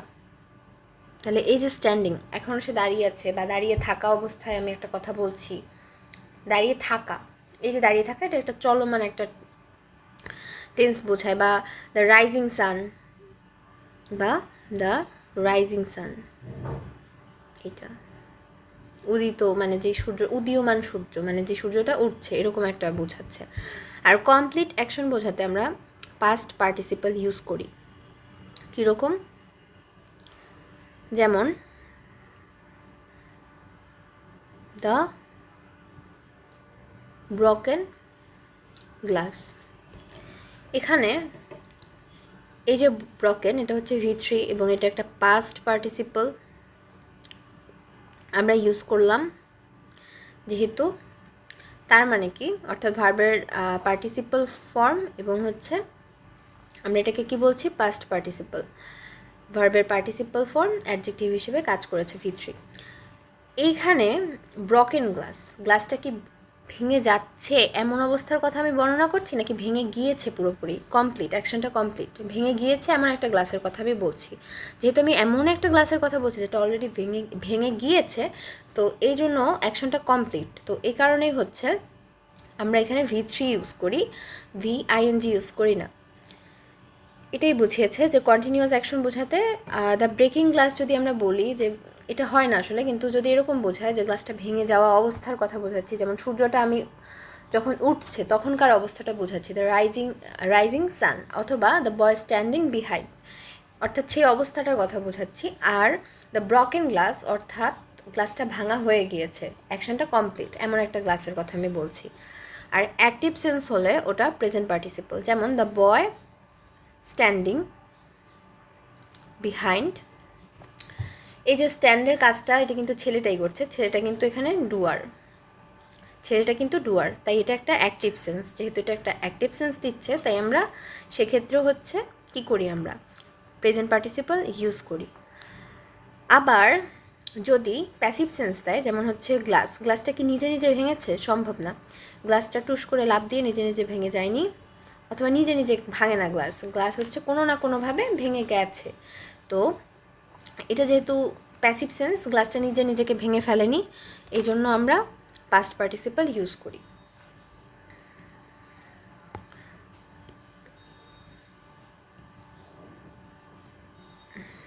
আচ্ছা, এবার দেখি আমরা ইনফিনিটিভ। ইতিমধ্যে অনেকবার শুনে ফেলেছো আমার মুখ থেকে, ইনফিনিটিভ হচ্ছে 2+ ভার্বের বেস ফর্ম। গত ক্লাসে এবং এই ক্লাসেও বেশ কয়েকবার শুনেছো। ইনফিনিটিভ কী কী হিসেবে বসতে পারে, সাবজেক্ট হিসেবে বসতে পারে, যেমন টুয়ার ইজ হিউম্যান, অর্থাৎ মানুষ মাত্রই ভুল, এখানে সাবজেক্ট হিসেবে বসেছে। আবার অবজেক্ট হিসেবে বসতে পারে। হি লাইকস টু প্লে, সে কী পছন্দ করে, ক্রিকেট খেলতে পছন্দ করে। কমপ্লিমেন্ট হিসেবে বসতে পারে, to see is to believe, এটা হচ্ছে সাবজেক্ট, এবং সাবজেক্ট আর এখানে এই যে টু বিলিভ একই জিনিসকে বোঝাচ্ছে, একই, অর্থাৎ দর্শনী বিশ্বাস, তো এই জন্য এটা হচ্ছে কমপ্লিমেন্ট। আবার প্রিপোজিশন অবজেক্ট হিসেবেও বসতে পারে, he is about to die, অ্যাবাউটটা হচ্ছে প্রিপোজিশন। পার্টস অফ স্পিচ হিসেবে কীরকম দেখা যায়, যেমন অ্যাডজেক্টিভ হিসেবে বসতে পারে যখন একটা নাউনকে বা প্রোনাউনকে মডিফাই করছে, যেমন the house is to let হচ্ছে একটা ইনফিনিটিভ, এবং এই যে দিস হাউস, এই দিস হাউসের অবস্থাটা বোঝাচ্ছে টু লেট, অর্থাৎ এমন একটা বাসা যেটা ভাড়া হওয়ার জন্য। তাহলে এক্ষেত্রে আমরা এটা কী হিসেবে ব্যবহৃত হয়েছে, এটা অ্যাডজেক্টিভ হিসেবে। আবার অ্যাডভার্ব হিসেবে কিভাবে, যখন একটা ভার্ব বা অ্যাডজেক্টিভ বা অন্য কিছুকে আমরা মডিফাই করি ইনফিনিটিভ দ্বারা, তখন ওই ইনফিনিটিভটা অ্যাডভার্ব হিসেবে কাজ করে, যেমন উই ইট টু লিভ, অথবা ইটস গুড টু ইট। আমরা কেন খাই, কেন, যখন আমরা অ্যাডভার্ব কখন পাই আমরা, যখন ভার্বকে কি, কাকে, কে, কারা ছাড়া অন্য কিছু দ্বারা প্রশ্ন করি।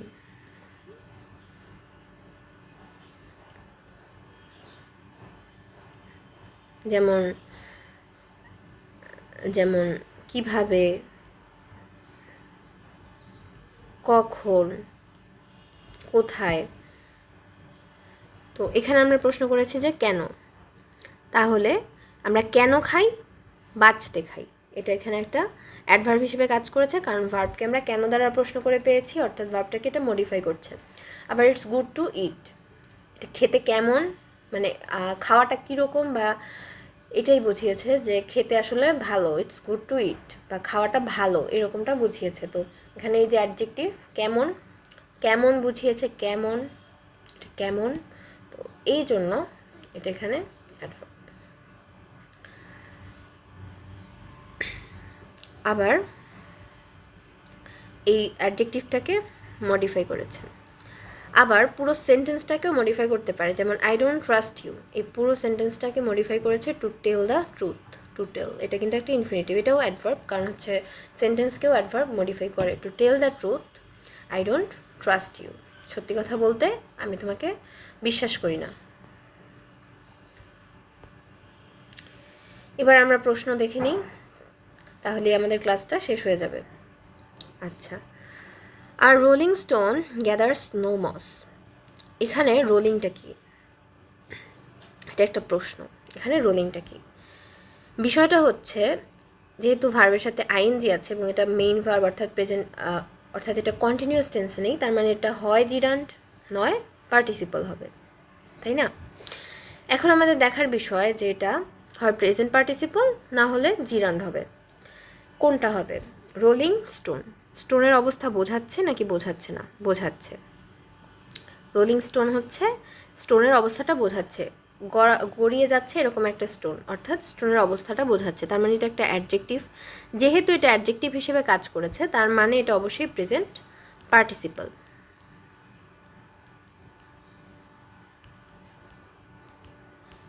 যেহেতু এটা প্রেজেন্ট পার্টিসিপল, তাহলে আমরা দেখি উত্তরে কি আছে। পারফেক্ট পার্টিসিপল তো না, এটা তো V3 না, আর জিরান্ড হচ্ছে না।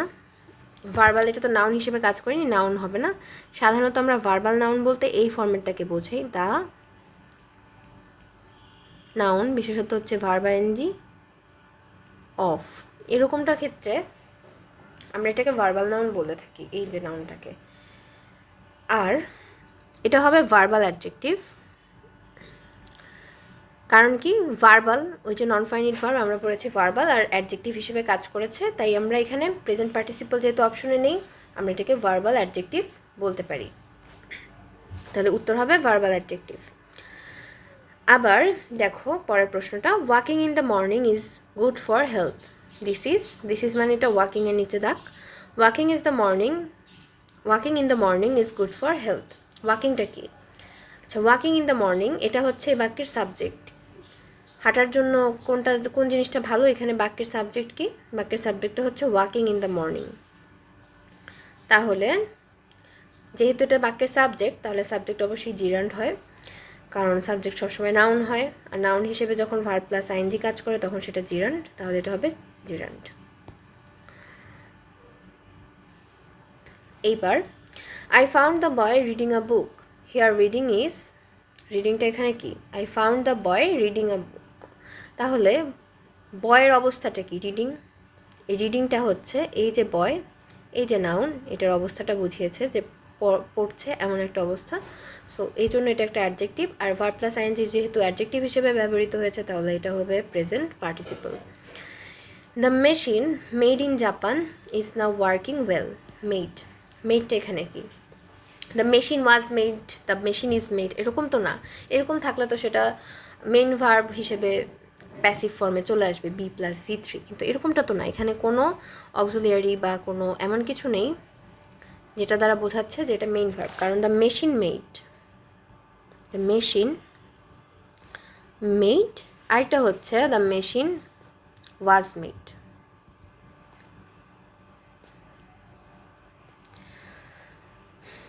মেকের কাজটা মেশিন তো করতে পারে না, পারে না, মেশিন হচ্ছে নন ডুয়ার। আর আমরা জানি কি, নন ডুয়ারের পরে কখনো সরাসরি আমরা যেভাবে ডুয়ারের পরে ভার্বের V3 V2 এগুলো বসাই, এগুলো বসতে পারে না, মেইন ভার্ব হিসেবে বসতে পারে না। তাহলে এটা অবশ্যই আমাদের মেইন ভার্ব না। আমাদের যদি থাকতো দ্য মেশিন ওয়াজ মেড, তাহলে এটা বাক্যটা হতো, এবং বাক্যটা তখন কি হতো? এটা হতো অক্সিলিয়ারি এবং এটা হতো তখন main verb. The machine was made এভাবে কাজ করতে পারতো, মেড বাই হিম যদি এরকম দিই, তার দ্বারা মেশিনটি নির্মিত হয়েছে, তাহলে তখন হতে পারতো। কারণ এটা যেহেতু আমাদের নন ডুয়ার, তাই নন ডুয়ারের পর আমাদের বি লাগবে, তারপর V3 লাগবে মেইন ভার্ব হিসেবে, তারপর এক্সটেনশন অন্যান্য যা আছে তা লাগবে। তাহলে যেহেতু এই ফর্মেটটা যেহেতু নেই, বরং এই ফর্মেটটা আছে, তার জন্য কি হবে আমাদের বুঝতে হবে যে এইটা অবশ্যই আমাদের মেইন ভার্ব না। The machine made in Japan, অর্থাৎ কেমন মেশিন, যে মেশিনটা জাপানে মেড হয়েছে, made in Japan is now working well. Made is যেহেতু অ্যাডজেক্টিভ হিসেবে কাজ করেছে V3, তাহলে এটা অবশ্যই পার্টিসিপল। কোন পার্টিসিপল? যেহেতু V3 শুধু, তাই পাস্ট পার্টিসিপল। আরেকটা আছে, identify the structure of the sentence. They elected him their leader. প্রথমে আছে সাবজেক্ট, ইলেক্টেড, এটা একটা ভার্ব। হিম, কাকে ইলেক্ট করেছে? হুম, হিমকে। তার মানে এটা হচ্ছে আমাদের ইনডিরেক্ট অবজেক্ট। দিয়ার লিডার, কি হিসেবে ইলেক্ট করেছে? এই হিম আর এই যে দিয়ার লিডার সেম জিনিস, এই হিমটাই হচ্ছে দিয়ার লিডার। তার মানে এটা হচ্ছে কমপ্লিমেন্ট। কি কমপ্লিমেন্ট? যেহেতু অবজেক্টকে কমপ্লিট করেছে, তাই অবজেক্ট কমপ্লিমেন্ট। তাহলে আমরা কি পেয়ে গেলাম? প্রথমে আসবে subject, verb, object, noun complement. আর যেহেতু এটা নাউন হিসেবে ব্যবহৃত হয়েছে, নাউন, লিডার, নেতা, তাদের নেতা, কোনো গুণ বা অবস্থা বোঝায়নি, তাই এটা যেহেতু নাউন, তাই এটা হবে নাউন কমপ্লিমেন্ট। তাহলে আমরা পেয়ে গেলাম আমাদের প্রথম অপশনটাই উত্তর। এখানে এটাও কিন্তু হয় subject, verb, object plus complement, কিন্তু এখানে যেহেতু স্পেসিফাই করে বলা আছে যে নাউন কমপ্লিমেন্ট, তাই আমরা এটাই তাকাবো। এইবার he writes a book. Pattern of this sentence is, প্রথমে হচ্ছে সাবজেক্ট, প্রত্যেকটারই সাবজেক্ট আছে, তারপরে রাইটস আ বুক। ভিটি মানে ভিটি হচ্ছে ট্রানজিটিভ ভার্ব,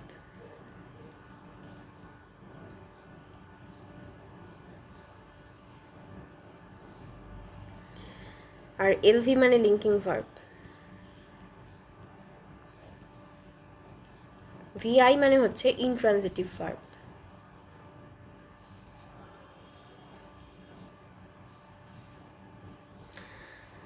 তাহলে এখানে যেহেতু এটা একটা অবজেক্ট, সে কি লিখছে? একটা বই। কি? একটা বই। তাহলে এটা আমাদের কি দ্বারা প্রশ্ন করে পেয়েছি? হোয়াট দ্বারা। তাই এটা আমাদের ডিরেক্ট অবজেক্ট। তাহলে ভার্ব, আর যেহেতু অবজেক্ট নিয়েছে তাই ট্রানজিটিভ ভার্ব, প্রথমটাই আমাদের উত্তর। 11 নম্বর প্রশ্ন, he went mad. This verb is, এখানে হি আর এই যে ম্যাড, ম্যাডটা হচ্ছে হিয়ার অ্যাডজেক্টিভ কমপ্লিমেন্ট, এটা হচ্ছে সাবজেক্ট আর এটা হচ্ছে কমপ্লিমেন্ট, কারণ যে ম্যাড সেই হচ্ছে হি, যে হি সেই হচ্ছে ম্যাড। আর ওয়েন্ট ভার্বটা আমরা অলরেডি পড়েছি, যেটা আমাদের লিঙ্কিং ভার্বের মধ্যে আছে গো ভার্ব হিসেবে, এবং এটাকে আমরা বি ভার্ব দ্বারা রিপ্লেস করতে পারি। কিভাবে? হি ওয়াজ ম্যাড। তাহলে এটা আমাদের লিঙ্কিং ভার্বের সব বৈশিষ্ট্য ফলো করছে, তাই এটা হবে আমাদের লিঙ্কিং ভার্ব। পরেরটা হচ্ছে the underlined words here, I have doubts about this happening at all. তাহলে এই যে হ্যাপেনিং, এটা কি? হ্যাপেনিংটা কি বলেছে? এই কথাটার অর্থ কি? এটা হওয়ার ব্যাপারে আমি সন্দিহান, আদৌ এটা হয়েছে কিনা আমার যথেষ্ট সন্দেহ আছে। তাহলে এটা হওয়া, দিস হ্যাপেনিং, এটা হচ্ছে অ্যাডজেক্টিভ, কারণ এই যে প্রোনাউনটা দিস, এই প্রোনাউনটাকে, হ্যাপেনিংটা এটার হওয়াটা নিয়ে আমি সন্দেহ প্রকাশ করছি, আমার সন্দেহ আছে। তাহলে এইটার হওয়া, কিসের হওয়া? এটার যে একটা অবস্থা, হওয়া, এটা বোঝাচ্ছে দেখে এটা হচ্ছে অ্যাডজেক্টিভ। আর যেহেতু অ্যাডজেক্টিভ এবং ভার্ব প্লাস আইএনজি, তাই এটা পার্টিসিপল হবে, প্রেজেন্ট পার্টিসিপল। অপশনে পার্টিসিপল আছে, পার্টিসিপল হবে। পরের প্রশ্ন, it was a very dash situation. It is always dash when you understand the customs of other countries.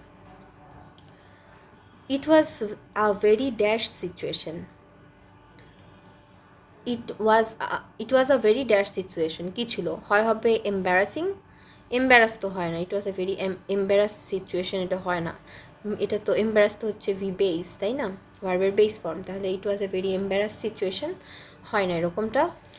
এটা হতে পারে। এম্বারাসমেন্ট হচ্ছে একটা নাউন, তো এম্বারাসমেন্ট সিচুয়েশন হয় না, সিচুয়েশনটার আগে এখানে একটা অ্যাডজেক্টিভ লাগবে। এরকম একটা সিচুয়েশন, কেমন সিচুয়েশন, কেমন সিচুয়েশন, যেহেতু কেমন সিচুয়েশন এখানে আমাদের একটা উত্তর হিসেবে একটা অ্যাডজেক্টিভ লাগবে। সো এটা যেহেতু নাউন তাই আমরা এটা নিতে পারছি না, আমাদের এটাও বাদ। হয় হবে এম্বারাসড, না হলে হবে এম্বারাসিং। এখন কোনটা আমরা বসাবো? এই দুটার পার্থক্য কি? পার্থক্য হচ্ছে, এটাকে একটু অন্যভাবে বোঝাই। ধরো বোরিং, একটা ওয়ার্ড হচ্ছে বোরিং। এখন বোরিং মানে কি? কোনো একটা মানুষটাকে দেখে, মানুষটা যদি বোরিং হয় তার মানে হচ্ছে বোরিং মানুষ। ধরো বোরিং মানুষ মানে হচ্ছে মানুষটাকে দেখে অন্যরা বোর্ড ফিল করছে বা বিরক্ত বোধ করছে। আর যদি হয় বোর্ড মানুষ,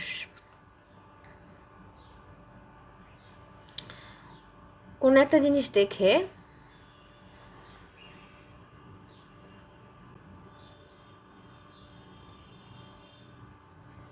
সে বোর্ড হয়ে গেছে, সে বিরক্ত হয়ে গেছে। বোরিং মানুষ হচ্ছে তাকে দেখে অন্যরা একঘেয়ে বা বিরক্তি বোধ করে, আর বোর্ড মানুষ হচ্ছে সে অন্য কিছু একটা দেখে বোর হয়ে গেছে।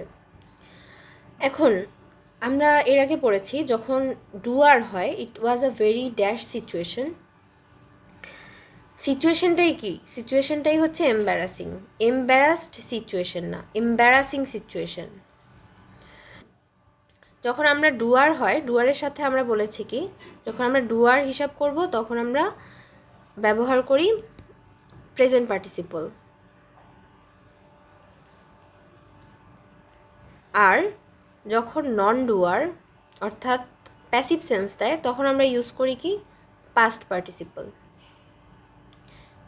এখন কথা হলো, সিচুয়েশনটা বোরিং মানে সিচুয়েশনটা এম্বারাসিং, নাকি সিচুয়েশনটা নিজে অন্য কিছু একটা দেখে এম্বারাসড হয়ে গেছে? সিচুয়েশন কখনো এম্বারাসড হয়ে যেতে পারে না, সিচুয়েশনটাই এম্বারাসিং। এই সিচুয়েশনটা অন্য কাউকে এম্বারাসড ফিল করাচ্ছে, অর্থাৎ সিচুয়েশনটাই কি, এম্বারাসিং। এম্বারাসিং একটা সিচুয়েশন, এম্বারাসড সিচুয়েশন কথাটা ভুল, এম্বারাসিং সিচুয়েশন। যদি আমরা বলি এম্বারাসড সিচুয়েশন, তার মানে দাঁড়ায় কি, যে সিচুয়েশনটা নিজে নিজে অন্য একটা কাউকে দেখে এম্বারাসড ফিল করছে, অর্থাৎ মানুষটাকে দেখে সিচুয়েশনটা এম্বারাসড ফিল করছে। যদি আমরা বলি এম্বারাসড সিচুয়েশন, আর যদি বলি এম্বারাসিং সিচুয়েশন, তার মানে হচ্ছে সিচুয়েশনটাই এমন যে সিচুয়েশনটা অন্য কাউকে এম্বারাসড ফিল করাচ্ছে, সিচুয়েশনটা এম্বারাসিং। তার মানে আমাদের উত্তর হচ্ছে A, it was a very embarrassing situation, অথবা it is always embarrassing when you misunderstand the customs of other countries.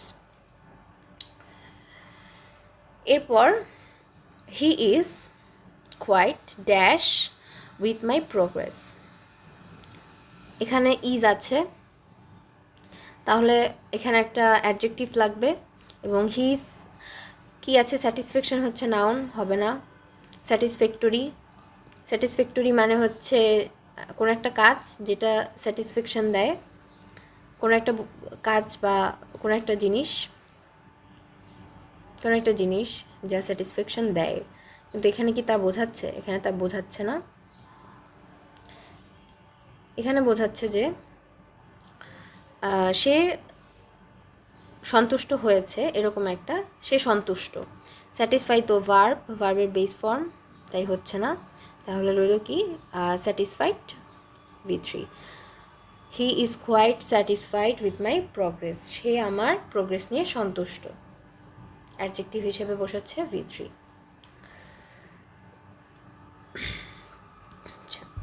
I needed something to reach in order not dash. I needed something to read, অর্থাৎ পড়ার জন্য কিছু দরকার যাতে আমি একঘেয়ে বা বিরক্ত হয়ে না যাই। তো এই জন্য আমাদের কি দরকার, টু বি বোরিং। মানে সে যদি পড়ার জন্য কিছু একটা না পায় তাহলে কি সে বোরিং হয়ে যাবে? মানে তাকে দেখে অন্যরা বোর্ড ফিল করবে না, বরং to be bored, not to be bored, যাতে আমি বোর্ড না হই, বরং সে যেন বোর্ড না হয় সেই জন্য।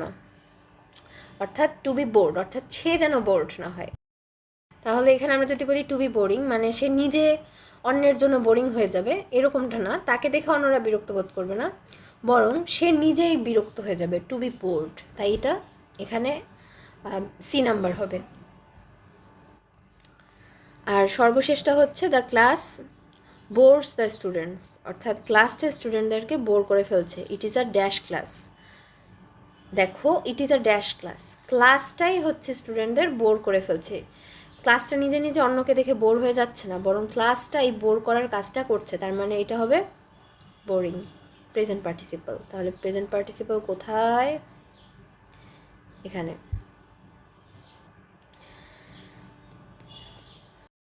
She seemed dash and ill at ease and bent her head, অর্থাৎ তাকে কি দেখালো? Ill and embarrassed.